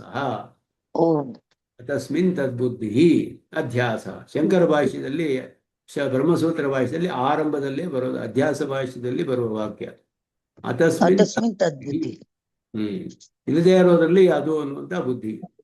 ಪ್ರಪಂಚವಲ್ಲದ್ರಲ್ಲಿ ಅಂದ್ರೆ ಅವಾಗ ತದ್ಬುದ್ಧಿನೂ ಇರ್ಬೇಕು, ಅಸದ್ಬುದ್ಧಿ ಎರಡೂ ಇರ್ಬೇಕಾಗತ್ತಲ್ವಾ? ಎರಡೂ ಇರಬೇಕು. ಅತಸ್ಮಿನ್ ತದ್ಬುದ್ಧಿ ಅಂದ್ರೆ ಅತಸ್ ಆದೋದು ಒಂದು ಪದಾರ್ಥ, ತತ್ ಆದೋದು ಒಂದು ಪದಾರ್ಥ ಇರ್ಬೇಕಲ್ವಾ? ಎರಡೂ ಇರಬೇಕು. ಅದರಲ್ಲಿ ಎರಡು ಪದಾರ್ಥನೂ ಇರಬೇಕು. ಅದೇ ನಾಲ್ಕು ವಿಷಯಗಳು ಸತ್ಯವಾಗಿರ್ಬೇಕು ಅಂತ ಹೇಳ್ತಿರೋದು. ಆ ಬುದ್ಧಿ ಒಂದು ದೋಷದಿಂದ ಮಾಡ್ಕೊಳ್ಳಿ. ಸರ್ಪ ಅನ್ನೋದು ಸರ್ಪವಲ್ಲದರಲ್ಲಿ ಸರ್ಪ ಅನ್ನುವ ಬುದ್ಧಿ ಅಧ್ಯಾಸ. ಪ್ರಪಂಚವಲ್ಲದರಲ್ಲಿ ಪ್ರಪಂಚ ಅನ್ನುವ ಬುದ್ಧಿ ಅಧ್ಯಾಸ. ಅದುವೇ ಅಧ್ಯಾಸ ಅಂತ ಹೇಳೋದು. ಆದ್ದರಿಂದ ಇಲ್ಲಿ ಭ್ರಮೆಗೆ ಕಾರಣವಾದ ಅವಿದ್ಯೆ ಮಿಥ್ಯೆ ಆದರೆ ಆ ಅವಿದ್ಯೆ ಭ್ರಮೆ ಆದ್ದರಿಂದ ಅದನ್ನು ಕಲ್ಪಿಸಿಕೊಳ್ಳೋಕೆ ಇನ್ನೊಂದು ಅವಿದ್ಯೆ ಬೇಕು, ಇನ್ನೊಂದು ದೋಷವಿರಬೇಕು. ಹೀಗೆ ಅವಿದ್ಯೆಯಲ್ಲೂ ಅನವಸ್ಥೆ ಆಗುತ್ತೆ ಅಂತ ಹೇಳಿದ್ರೆ, ಅವಿದ್ಯೆಯ ಒಂದು ಪ್ರಭಾವ ವಿಶೇಷದಿಂದ ಮತ್ತೊಂದು ಅವಿದ್ಯೆ ಇಲ್ಲದೆಯೇ ಅವಿದ್ಯೆ ಮಿಥ್ಯೆ ಆಗಲು ಸಾಧ್ಯ ಅಂತ ಹೇಳಿದ್ರೆ, ಅನಾದಿ ಅಂತ ಹೇಳಿದ್ರೆ, ಬ್ರಹ್ಮಕ್ಕೂ ಹಾಗೆ ಹೇಳ್ಬೋದಲ್ಲ. ಬ್ರಹ್ಮ ಮಾತ್ರ ಯಾಕೆ ಸತ್ಯ ಆಗ್ಬೇಕು? ಅವಾಗ ಮತ್ತೊಂದು ಅಧಿಷ್ಠಾನವಿಲ್ಲದೆಯೇ ಅಧಿಷ್ಠಾನವಾದ ಬ್ರಹ್ಮವು ಮಿಥ್ಯೆ ಆಗಬಹುದಾದ್ರಿಂದ ಅನವಸ್ಥಾ ದೋಷ ಬರೋದಿಲ್ಲ. ಆದ್ದರಿಂದ ಬ್ರಹ್ಮ ಮಿಥ್ಯೆಯಾದರೂ ಯಾವ ಅನರ್ಥವೂ ಇಲ್ಲ. ಮಾಧ್ಯಮಿಕರ ಶೂನ್ಯವಾದದಲ್ಲಿ ಪರ್ಯವಸಾನವಾಗುತ್ತೆ, ಕಡೆಯಲ್ಲಿ ಅಲ್ಲಿಗೆ ಬಂದು ಉಳ್ಕೊಳ್ಳುತ್ತೆ. ಆದ್ದರಿಂದ ಅದನ್ನ ಹೌದು ಭಾಷಿಕಾರರು ಹೌದು ಶ್ರೀಭಾಷೆಯಲ್ಲಿ ಹೌದು ಹೌದು ಹಾಗೆ ಹೇಳ್ತಾರೆ. ಆಗುತ್ತೆ. ಜಿಜ್ಞಾಸಾದಿರಲಿ ಕಳೆದಲ್ಲಿ ಕೇಳ್ತಾರೆ ಭಾಷಿಕಾರರು, ಮಾಧ್ಯಮಿಕರು ಅವರನ್ನ ತಳ್ಳಿ ಹಾಕಕ್ಕೆ ನೀವು ಬ್ರಹ್ಮಸತ್ಯ ಅಂತ ಹೇಳಿದ್ರಲ್ಲ, ಆ ಬ್ರಹ್ಮನಲ್ಲಿ ಯಾವ ಒಂದು ಅಧಿಕವಾದ ಗುಣ ಒಪ್ಕೊಂಡ್ರಿ ನೀವು ಸಾಧಿಸಕ್ಕೆ ಅಂತ ಕೇಳ್ತಾರೆ. ಸತ್ಯತ್ವ ಅಂತ ಒಂದು ಬಿಟ್ರೆ ಬೇರೆ ಯಾವ ಗುಣವನ್ನು ಹೇಳದೇ ಇರೋದ್ರಿಂದ ತಿಳಿಯೋದಕ್ಕೂ ಆಗೋದಿಲ್ಲ, ನೋಡೋದಕ್ಕೂ ಆಗೋದಿಲ್ಲ, ಹೇಳೋದಕ್ಕೂ ಆಗೋದಿಲ್ಲ. ಇಂತಹ ಬ್ರಹ್ಮವನ್ನ ಯಾವ ಒಂದು ಅಧಿಕವಾಗಿ ಏನ್ ಸಾಧಿಸಿದ್ರಿ ನೀವು ಮಾಧ್ಯಮಿಕರಿಗಿಂತ ಅಂತ ಪ್ರಶ್ನೆ ಮಾಡ್ತಾರೆ. ಅವ್ರ ಆ ಅಣ್ಣನೋ ರೀತಿ ತಮ್ಮನೋ ಆಯ್ತು ಅಂತ. ಹಂಗೆಯೇ ಆ ರೀತಿಯೇ ಬರುತ್ತೆ ಪ್ರಶ್ನೆಯಲ್ಲಿ. ಆದ್ದರಿಂದ ಅವರು ನೀವು ಸಗುಣ ವಾಕ್ಯಗಳನ್ನ ನಿರ್ಗುಣ ವಾಕ್ಯ ಬಾಧಿಸುತ್ತೆ ಅಂದ್ರು, ಅಪಚ್ಛೇದ ನ್ಯಾಯ ಅಂತ ಹೇಳಿ. ಸಗುಣ ವಾಕ್ಯದಿಂದ ನಿರ್ಗುಣ ವಾಕ್ಯ ಬಾಧಿಸುತ್ತೆ, ಅದನ್ನ ನಿರ್ಗುಣವೇ ಕಡೆಯಲ್ಲಿ ತಾತ್ಪರ್ಯ ಶ್ರುತಿಗೆ ಅಂದ್ರೆ ನಿರ್ಗುಣ ವಾಕ್ಯವನ್ನ ಶೂನ್ಯವಾದ ಬಾಧಿಸ್ಬೋದಲ್ಲ. ಆವಾಗ ಶೂನ್ಯವಾದವೇ ಬಲವಾಗುತ್ತೆ, ಅಲ್ಲಿ ಉಳಿಯುತ್ತೆ, ಆವಾಗ ಅದ್ ನಿಂತ್ಕೊಳ್ಳುತ್ತೆ. ಮಾಧ್ಯಮಿಕರು ಆಗುತ್ತೆ. ಆವಾಗ ಅದು ಹೇಗೆ ನೀವು ನಿರ್ಗುಣ ಸಗುಣ ಹೋಗಿಸುತ್ತೆ ಅಂತ ಹೇಳಿದ್ರೆ ಶೂನ್ಯವಾದ ನಿರ್ಗುಣನೂ ಹೋಗಿಸ್ಬೋದಲ್ಲ. ಈ ರೀತಿ ಪ್ರಶ್ನೆ ಮಾಡ್ತೀವಿ. ಇದೆಲ್ಲ ಅಂದ ತಪ್ಪು, ಕಷ್ಟ ಮಾಡೋದು ನಾವು. ಅವರೇನಿದ್ರು ತಾತ್ಪರ್ಯವನ್ನು ಒಪ್ಪಿಕೊಂಡು ಶ್ರುತಿಗಳಿಗೆ ಅರ್ಥ ಮಾಡಕ್ಕೆ ನೋಡಿದ್ರೆ ಬ್ರಹ್ಮಸೂತ್ರಗಳಿಗೆ ಅದು ಆವಾಗ ವಿರೋಧ ಬರುತ್ತೆ. ಬಹಳ ಕಷ್ಟ ಅದು ಮಾಡೋದು, ಸುಲಭವಲ್ಲ. ಅದರಿಂದ ಅದನ್ನ ಇಲ್ಲಿ ಸಂಸ್ಕೃತದಲ್ಲಿಯೂ ಸುಲಭವಾಗಿಯೇ ಇದೆ. ಚೆನ್ನತ್ವೇ ನಿರ್ವಿಶೇಷವಾದೆ ಆವರಣಂ ನಿರೋಧಾನಮಪಿ ವಸ್ತುತಃ ನ ಸಂಭವತಿ ಅನ್ನೋದನ್ನ ಇಲ್ಲಿ ಅಸಂಗೋಹ್ಯಯಂ ಇತ್ಯಾದಿ ಶ್ರುತಿಭಿ.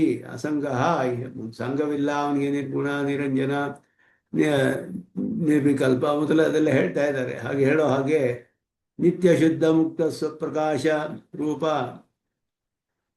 ರೂಪಾತ್ ಅಧಿಕ ನಿಖಿಲ ವಿಶೇಷ ಶೂನ್ಯಸ್ಯ ಬ್ರಹ್ಮಣ. ಯಾವ ವಿಶೇಷವೂ ಇಲ್ಲ, ಅದಕ್ಕಿಂತ ಅಧಿಕವಾದ ಒಂದು ಯಾವ ವಿಶೇಷವೂ ಇಲ್ಲದ ಬ್ರಹ್ಮನಿಗೆ ಅವಿದ್ಯೆಯ ಆಚ್ಛಾದನೆ ಅಭಾವ ಸ್ಯಾತ್, ವಿಲಯ ಏವ ಸ್ಯಾತ್. ನಿತ್ಯಸ್ಯ ಕಥಂ ವಿಲಯ ಅಂತ ಕೇಳಿದ್ರೆ ಭಾವಾನಾಂ ಸತ್ತಾವತಾಂ ಛಾದನಂ ಆವರಣ. ಇರುವ ಒಂದು ಪದಾರ್ಥಕ್ಕೆ ಬ್ರಹ್ಮವೂ ಸತ್ಯ ಅಂತ ಹೇಳ್ತಾರೆ. ಇರೋ ಪದಾರ್ಥವೇ ಸತ್ಯವಾದ ಪದಾರ್ಥದಿಂದ ಅದರ ಒಂದು ಆವರಣ ಆಗಬೇಕಾದ್ರೆ ತಿರೋಧಾನಂ ಅಂದ್ರೆ ಸ್ಫುರಣ ವಿಲಯನಂ, ಸ್ಫುರತಾಂ ಸ್ಫುರಣ ನಾಶ. ಪ್ರಕಾಶ ಮಾಡಿ ಬಿದ್ದರೆ ಅಲ್ಲಿ ಪ್ರಕಾಶ ನಾಶವಾಗಬೇಕು. ಅಥವಾ ಸ್ಫುರಣಸ್ಯ ಉತ್ಪತ್ತಿ ವಿರೋಧ, ಸ್ಫುರಣ ಅನಾರಂಭ, ಸ್ಫುರಣೋತ್ಪತ್ತಿ ಪ್ರತಿಬಂಧಕತ್ವ ವಕ್ತವ್ಯ. ಏಕಸ್ಯ ವಸ್ತುನಃ ತಿರೋಧಾನಂ ನಾಮ ಪ್ರಕಾಶಾಭಾವ ಸಚ ದ್ವೇಧ. ಎರಡು ವಿಧದಲ್ಲಾಗುತ್ತೆ. ಪ್ರಕಾಶಸ್ಯ ಅನುತ್ಪತ್ತಿ, ಪ್ರಕಾಶ ನಾಶೋವ. ಪ್ರಕಾಶವು ನಾಶವಾಗಬೇಕು, ಇಲ್ಲ ಉತ್ಪನ್ನವಾಗದೇ ಇರಬೇಕು. ಪ್ರಕಾಶ ಉತ್ಪನ್ನವಾಗುತ್ತೆ ಅಂತ ಒಪ್ಕೊಳ್ಳೋದಿಲ್ಲ. ಯಾಕೆ ಅಂದರೆ ಪ್ರಕಾಶವೇ ಬ್ರಹ್ಮ, ಆದ್ದರಿಂದ ಪ್ರಕಾಶವೇ ಉತ್ಪನ್ನವಾದರೆ ಬ್ರಹ್ಮ ಅನಿತ್ಯವಾಗ್ಬಿಡುತ್ತೆ. ಯದ್ಯತ್ ಉತ್ಪದ್ಯತೆ ತತ್ತತ್ ಅನಿತ್ಯಂ, ಅದು ಎಲ್ಲರೂ ಒಪ್ಕೊಳ್ಳೋ ವಿಷಯ. ಆದ್ದರಿಂದ ಉತ್ಪತ್ತಿ ನಾಶಗಳಿರ್ಬೇಕಾಗುತ್ತೆ, ಆವಾಗ ಅನಿತ್ಯವಾಗ್ಬಿಡ್ತು ಬ್ರಹ್ಮ. ಸತ್ಯ ಅಂದ ನಿತ್ಯವಾದದ್ದು ಅಂತ ಹೇಳಕ್ಕಾಗೋದಿಲ್ಲ. ನಿತ್ಯ ಶುದ್ಧ ಬುದ್ಧ ಮುಕ್ತ ಸ್ವಪ್ರಕಾಶ ಬ್ರಹ್ಮನ ಸ್ವರೂಪ ಹೇಳುವಾಗ ನಿತ್ಯ ಶುದ್ಧ ಬುದ್ಧ ಮುಕ್ತ ಸ್ವಪ್ರಕಾಶ, ನಿತ್ಯತ್ವ ಹೋಗ್ಬಿಡುತ್ತೆ ಅದಕ್ಕೆ. ಆದ್ದರಿಂದ ನಿತ್ಯತ್ವ ಸ್ವಪ್ರಕಾಶತ್ವಚಾಪಿ ದ್ವಯಮಪಿ ಸಂಭವತಿ. ಬ್ರಹ್ಮಣವು ನಿತ್ಯವಾದ್ದರಿಂದಲೂ ಸ್ವಪ್ರಕಾಶವಾದ್ದರಿಂದಲೂ ಅದಕ್ಕೆ ಪ್ರಕಾಶದ ಅನುತ್ಪತ್ತಿಯೂ ಹೇಳಕ್ಕಾಗೋದಿಲ್ಲ, ಪ್ರಕಾಶ ನಾಶವೂ ಹೇಳಕ್ಕಾಗೋದು. ಪ್ರಕಾಶ ನಾಶ ಅಂದರೆ ಬ್ರಹ್ಮವೇ ಹೋಗ್ಬಿಡ್ಬೇಕು ಅವಾಗ. ಆದ್ದರಿಂದ ಪ್ರಕಾಶ ಅನುತ್ಪತ್ತಿ ಅಂದರೆ ಆವಾಗ ಅದಕ್ಕೆ ಅನಿತ್ಯತ್ವ ಬಂದ್ಬಿಡುತ್ತೆ. ಸಂಭವೇವ ಸ್ವರೂಪನಾಶೇವ ಪರ್ಯವಸಾನಂ. ಇಲ್ಲಿ ಅಭಾವಸ್ಥಲೆ ಅಭಾವಸ್ಯ ಪ್ರತಿಯೋಗಿ ಅನುಪಲಂಬ ರೂಪತ್ವಾತ್ ಸ್ಫುರಣಾಭಾವ ವರ್ತತೆ ಏವ ಅಂತ ಹೇಳಿದ್ರೆ ಭಾವಾನಾಂ. ಅದಕ್ಕೆ ಅಭಾವ ಪದಾರ್ಥವನ್ನೇ ಹೇಳ್ತಿಲ್ಲ ನಾವು. ಅಭಾವ ಅನ್ನುವ ಒಂದು ಪದಾರ್ಥವನ್ನು ನೈಯಾಯಿಕರು ಒಪ್ಕೊಳ್ತಾರೆ. ಸಾಮಾನ್ಯ ವಿಶೇಷ ಸಮವಾಯ ಅಭಾವ ಸಪ್ತ ಪದಾರ್ಥ ಅಂದ್ರೆ ದ್ರವ್ಯ ಗುಣಕರ್ಮ ಸಾಮಾನ್ಯ ವಿಶೇಷ ಸಮವಾಯ ಅಭಾವ ಸಪ್ತ ಪದಾರ್ಥ. ಅಭಾವವು ಒಂದು ಪದಾರ್ಥ ಅಂತ ಒಪ್ಕೊಳ್ತಾರೆ ಅವರು. ಆದರೆ ನಾವು ಅಭಾವವನ್ನು ಒಪ್ಕೊಳ್ಳೋದಿಲ್ಲ. ಭಾವಾಂತರವೇ ಅಭಾವ ಅಂತ ಸಿದ್ಧಾಂತ. ಭಾವಾಂತರವೇ ಅಭಾವ ಅಂತ ಹೇಳಿ ಅಭಾವಕ್ಕೆ ಪ್ರತಿಯೋಗಿ ಅನ್ನೋದು ಕಂಡು ಬರೋದಿಲ್ಲ. ಅಂದ ಘಟಾಭಾವವಿದೆ ಅಂದ್ರೆ ಪ್ರತಿಯೋಗಿ ಹೇಳಕ್ಕಾಗಲ್ಲ ಅಂತ ಹೇಳಿದ್ರು. ಘಟಾಭಾವವೇ ಇದೆ ಅಂತ ಹೇಳ್ಬೇಕು. ನಾವು ಹೇಳಿದ್ವಿ ಘಟಾಭಾವ ಅಂದ್ರೆ ಭೂತಲವೇ ಘಟಾಭಾವ. ಘಟ ಇಲ್ಲ ಅಂತ ಹೇಳಿದ್ರೆ ಭೂತಲ ಇದೆಯಲ್ಲ ಅಲ್ಲಿ, ಅದೇ ಪ್ರತಿಯೋಗಿ ಅದಕ್ಕೆ ಅಂತ ನಾವು ಹೇಳ್ತೀವಿ. ಅಭಾವ ಅಂತ ಒಂದು ಬೇರೆ ಪದಾರ್ಥವನ್ನ, ಅತಿರಿಕ್ತ ಪದಾರ್ಥವನ್ನ ಒಪ್ಕೊಂಡಿಲ್ಲ. ಆದ್ದರಿಂದ ಅದನ್ನು ಇಟ್ಟು ನೀವು ವಾದ ಮಾಡೋಕ್ಕಾಗೋದಿಲ್ಲ. ಯಾಕೆಂದ್ರೆ ಬ್ರಹ್ಮವು ಭಾವ ಪದಾರ್ಥ. ಅದರಿಂದಲೇ ಇಲ್ಲಿ ಶ್ಲೋಕದಲ್ಲಿ ಭಾವಾನಾಂ ಅಂತ ಹೇಳಿ, ಭಾವ ಪದಾರ್ಥ ಬ್ರಹ್ಮ. ಆದ್ದರಿಂದ ಅಭಾವವನ್ನು ಇಟ್ಕೊಂಡು ನೀವು ಸಾಧಿಸಕ್ಕಾಗೋದಿಲ್ಲ ಅಂತ ಹೇಳ್ತಾರೆ ಅಲ್ಲಿ. ಆದ್ದರಿಂದ ಅದು ಕೂಡ ಆ ದೋಷವನ್ನು ನೀವು ಹೇಳಕ್ಕಾಗೋದಿಲ್ಲ ಅನ್ನೋದನ್ನೇ ಇಲ್ಲಿ ಹೇಳ್ತಾ ಇದ್ದಾರೆ. ಆದ್ದರಿಂದ ತಿರೋಧಾನ ಅಸಂಭವವಾದ್ದರಿಂದ ತಿರೋಧಾನ ಮಾಡುವಂತಹ, ತಿರೋಧಾನದಿಂದ ಉಂಟಾಗುವ ಭ್ರಮೆಯೂ ಕೂಡ ಅಸಂಭವವಾಗುತ್ತೆ ಅನ್ನೋದನ್ನ ಇಲ್ಲಿ ಹೇಳ್ತಾರೆ. ಮಿಥ್ಯಾದೋಷಾತ್ ಅವಿದ್ಯಾಖ್ಯ ದೋಷಾತ್ ಭ್ರಮೋಕ್ತೌ ಅಧಿಕರಣಂ ಭ್ರಮಾಧಿಷ್ಠಾನಭೂತಂ ವಸ್ತು ಸತ್ಯಮೇವ ಇತಿ ಕಥಂ ವಾಚ್ಯಂ ವಕ್ತುಂ ಶಕ್ಯಂ. ಭ್ರಮಕ್ಕೆ ಕಾರಣವಾದ ಅವಿದ್ಯೆ ಮಿಥ್ಯೆಯಾದರೆ ಯಥಾ ಭ್ರಮೋ ಭವತಿ ತಥೈವ ಅವಿದ್ಯಾವತ್ ಬ್ರಹ್ಮಣೋಪಿ ಮಿಥ್ಯಾತ್ವೇಪಿ ವಿಶ್ವಭ್ರಮೋ ಭವತು ಕಾಮ. ಆದ್ದರಿಂದ ಬ್ರಹ್ಮವು ಮಿಥ್ಯೆಯಾಗಲಿ, ಮಿಥ್ಯೆಯಾದ ಬ್ರಹ್ಮದಲ್ಲಿ ಮಿಥ್ಯೆಯಾದ ವಿಶ್ವ ಬರುತ್ತೆ ಅಂತ ಹೇಳ್ಕೊಳ್ಳಿ ಅಂತ ಹೇಳಿ. ಅತ್ರ ಅಸತ್ಯತ್ವೇ ಅಪಿ ಭ್ರಮ ಸಂಭವಾತ್ ಸತ್ಯತ್ವ ನಿರ್ಬಂಧ ನಾಸ್ತಿ ಸತ್ಯಮೇವ ಏವಕಾರ ಅಂತ. ಇಲ್ಲಿ ಅಸತ್ಯವಾಗಿದ್ರೂ ಅವಿದ್ಯೆ ಹೇಗೆ ಮಿಥ್ಯೆ ಅಂತ ಹೇಳಿ ನೀವು ಸಾಧಿಸ್ತಿರೋ ಪ್ರಪಂಚ ಭ್ರಮೇನ, ಬ್ರಹ್ಮವು ಮಿಥ್ಯೆ ಅಂತಾನೆ ಹೇಳ್ಬೋದು, ಅವಾಗ ಏನು ದೋಷವಿಲ್ಲ ಅಂತ ಇಲ್ಲಿ ಹೇಳ್ತಾ ಇದ್ದೆ. ತಥಾಚ ಬ್ರಹ್ಮಸತ್ಯತ್ವ ನಿರ್ಬಂಧ ಅಭಾವಾತ್ ಬ್ರಹ್ಮೈವ ಮಿಥ್ಯಾ ಭವೇತ್, ಬ್ರಹ್ಮವೇ ಮಿಥ್ಯವಾಗಬೇಕು. ಅದಾದರೆ ಅನವಸ್ಥಾ ಬರುತ್ತೆ ಅಂತ ಹೇಳಿದ್ರೆ ಅವಿದ್ಯೆಗೆ ಹೇಗೆ ಅನವಸ್ಥವಿಲ್ವೋ ಬ್ರಹ್ಮಕ್ಕೂ ಅನವಸ್ಥೆ ಇಲ್ಲದೆ ಹೋಗ್ಲಿ ಅಂತ ಇಲ್ಲಿ ನಾವು ಅದನ್ನ ಹೇಳ್ತಾರೆ. ಇಲ್ಲಿ ಅಧಿಷ್ಠಾನಸ್ಯ ಭ್ರಮಸಿದ್ಧತ್ವೇ ತದ್ಭ್ರಮಸ್ಯ ಅಧಿಷ್ಠಾನಾಂತರಂ ವಕ್ತವ್ಯಂ. ಯಾಕೆಂದ್ರೆ ಅಧಿಷ್ಠಾನವೇ ಭ್ರಮೆ ಅಂದ್ರೆ ಆ ಭ್ರಮೆ ಬರಬೇಕಾದ್ರೆ ಒಂದು ಅಧಿಷ್ಠಾನ ಬೇಕು. ಆ ಅಧಿಷ್ಠಾನಕ್ಕೆ ಇನ್ನೊಂದು ಅಧಿಷ್ಠಾನ ಹೇಳಬೇಕು. ಸರ್ಪವು ಭ್ರಮೆ ಅಂದ್ರೆ ಅದಕ್ಕೊಂದು ಅಧಿಷ್ಠಾನ ಹಗ್ಗ ಅಂತ ಹೇಳ್ಬೇಕು. ಹಗ್ಗವೂ ಭ್ರಮೆ ಆದ್ರೆ ಅದಕ್ಕೆ ಇನ್ನೊಂದು ಅಧಿಷ್ಠಾನ ಇರಬೇಕು. ಎಲ್ಲಿ ಉಂಟಾಗುತ್ತೆ ಭ್ರಮೆ, ಯಾವುದೋ ಒಂದು ಪದಾರ್ಥದಲ್ಲಿ ಉಂಟಾಗಬೇಕಲ್ಲ, ಆ ಪದಾರ್ಥವನ್ನು ಹೇಳ್ಬೇಕು. ಅದು ಭ್ರಮೆ ಆದ್ರೆ ಅದಕ್ಕೆ ಆ ಭ್ರಮೆ ಬರೋಕ್ಕೆ ಇನ್ನೊಂದು ಪದಾರ್ಥವನ್ನು ಹೇಳ್ಬೇಕು ಕಾರಣ. ಈ ರೀತಿ ಹೋದ್ರೆ ಅದು ಅನವಸ್ಥೆ ಆಗುತ್ತೆ. ಅಂದ್ರೆ ಅವಿದ್ಯಾ ವಿಷಯದಲ್ಲಿ ನೀವು ಅನವಸ್ಥೆ ಹೇಗೆ ಒಪ್ಕೊಳ್ಳೋದಿಲ್ವೋ ಇದರಲ್ಲೂ ಒಪ್ಕೋಬೇಡಿ, ಇದನ್ನು ಹಾಗೆ ಹೇಳಿ ಅಂತ ಹೇಳ್ತಾರೆ ಇಲ್ಲಿ. ಹಾಗೆ ಅವಿದ್ಯಾ ಅನವಸ್ಥಾ ಯಥಾ ತವ ನಾಸ್ತಿ ತಥಾ ಅಧಿಷ್ಠಾನ ಅನವಸ್ಥಾಪಿ ನ ಭವತಿ. ಈ ರೀತಿ ಅದನ್ನ ಹೇಳ್ತಾರೆ. ತಥೈವ ಅಧಿಷ್ಠಾನ ಅನವಸ್ಥಾಪಿ ತವ ನ ದೋಷ ಸ್ಯಾತೆ, ಅದರಲ್ಲಿಯೂ ದೋಷವಿಲ್ಲ ನಿಮಗೆ ಅಂತ ಹೇಳಿ ಇಲ್ಲಿ ಶೂನ್ಯವಾದವೇ ಬರುತ್ತೆ ಕಡೆಯಲ್ಲಿ. ಶೂನ್ಯವಾದ ತೌಲ್ಯಂ, ಶೂನ್ಯವಾದಕ್ಕೆ ಸಮಾನವಾಗಿಬಿಡುತ್ತೆ ಅಂತ ಇಲ್ಲಿ ಹೇಳ್ತಾರೆ. ಲೋಕೇ ಹಿ ರಜ್ಜು ಸರ್ಪ ಭ್ರಮಾದವು ಅಧಿಷ್ಠಾನತೆಯ ರಜ್ಜು ಯಥಾ ಅವಶ್ಯಕಿ ತಥೈವ ಪ್ರಕಾಶನ್ಯೂನತಾದಿರೂಪ ದೋಷೋಪಿ ಅವಶ್ಯಕ. ತತ್ರ ಅಧಿಷ್ಠಾನಸ್ಯ ಯಥಾ ಸತ್ಯತ್ವಂ ತಥಾ ದೋಷಸ್ಯಾಪಿ ಸತ್ಯತ್ವಂ ಸಂಪ್ರತಿಪನ್ನಂ. ಎರಡು ಕೂಡ ಸತ್ಯವಾಗಿರ್ಬೇಕು. ಮಿಥ್ಯೆಯಾದ ದೋಷದಿಂದ ಮಿಥ್ಯೆಯಾದ ಭ್ರಮೆ ಬರಕ್ಕೆ ಸಾಧ್ಯವಿಲ್ಲ. ತ್ವಯಾತು ಅಧಿಷ್ಠಾನಸ್ಯ ಪರಂ ಸತ್ಯತ್ವ ಮುಚ್ಯತೆ ನತು ದೋಷಭೂತಾಯ ಅವಿದ್ಯಾಯ. ಅವಿದ್ಯೆ ಮಾತ್ರ ಸತ್ಯವಲ್ಲ ಅಂತ ಹೇಳಿದ್ರಿ. ಅವಿದ್ಯಾಯ ಮಿಥ್ಯಾತ್ವೇ ತತ್ಕಲ್ಪನಾರ್ಥಂ ದೋಷಾಂತರಂ ಅವಶ್ಯಕಂ ಇತಿ ಅನವಸ್ಥಾ ಸ್ಯಾತ್ ಇತಿ ಭಿಯಾ ಯಥಾ ಅವಿದ್ಯಾಂತರಂ ನ ಅಂಗೀಕ್ರಿಯತೆ. ಒಂದು ಅವಿದ್ಯೆಗೆ ಒಪ್ಕೊಳ್ಳೋಕೆ ಇನ್ನೊಂದು ದೋಷ ಬೇಕು ಅಂದ್ರೆ ಅನವಸ್ಥಾ ಆಗುತ್ತೆ ಅಂತ ಇನ್ನೊಂದು ಅವಿದ್ಯೆ ಎಲ್ಲ ಅನಾದಿ ಅಂತ ಹೇಗೆ ಹೇಳ್ಬಿಟ್ರು. ಬ್ರಹ್ಮವೂ ಅನಾದಿ ಅಂತ ಹೇಳಿ ಮಿಥ್ಯೆ ಅಂತ ಹೇಳಿ ಆವಾಗ ಏನು ದೋಷ, ನಿಮಗೆ ಏನು ವ್ಯತ್ಯಾಸವಿರೋದಿಲ್ಲ ನಿಮ್ಮ ಸಿದ್ಧಾಂತದಲ್ಲಿ ಅಂತ ಹೇಳ್ತಿದ್ದಾರೆ. ಅಧಿಷ್ಠಾನಸ್ಯ ಮಿಥ್ಯಾತ್ವೇಪಿ ಅನವಸ್ಥಾ ನಾಸ್ತಿ ಇತಿ ಉಚ್ಯತ.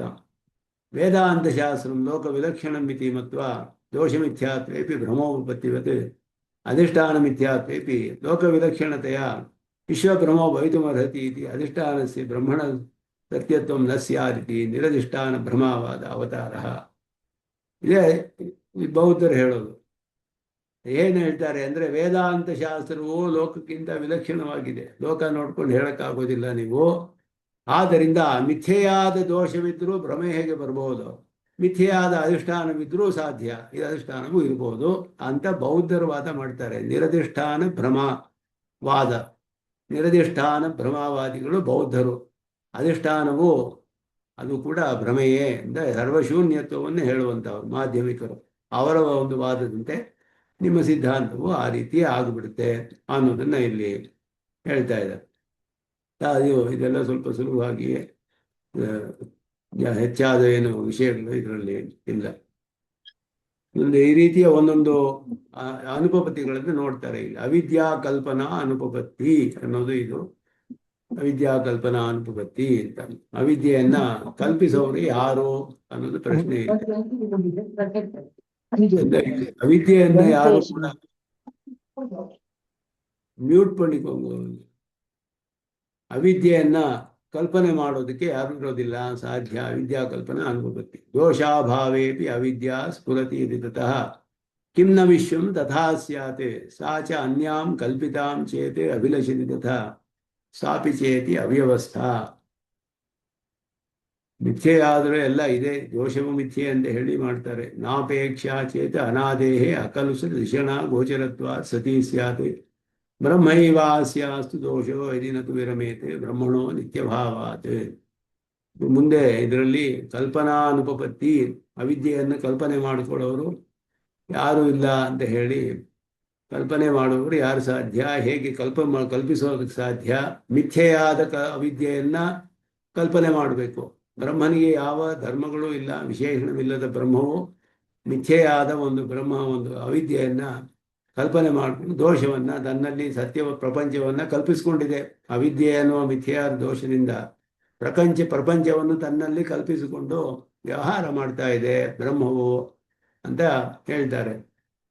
ಆದ್ರಿಂದ ಅದು ಮಿಥ್ಯೆ. ಅವಿದ್ಯೆ ಅನ್ನುವ ಮಿಥ್ಯೆ ಹೇಗೆ ಬಂತು ನಿಮಗೆ ದೋಷ? ಯಾರು ಅದನ್ನ ಕಲ್ಪನೆ ಮಾಡಿದ್ರು ಅಂತ ಹೇಳಿದ್ರೆ ಅವಿದ್ಯೆಯಿಂದಲೇ ಪ್ರಪಂಚ ಕಲ್ಪಿತವಾಗಿರೋದು. ಅವಿದ್ಯೆಯನ್ನು ಯಾರು ಕಲ್ಪನೆ ಮಾಡ್ಕೊಳ್ಳೋರು ಅನ್ನೋದೇ ಪ್ರಶ್ನೆ ಇಲ್ಲಿ.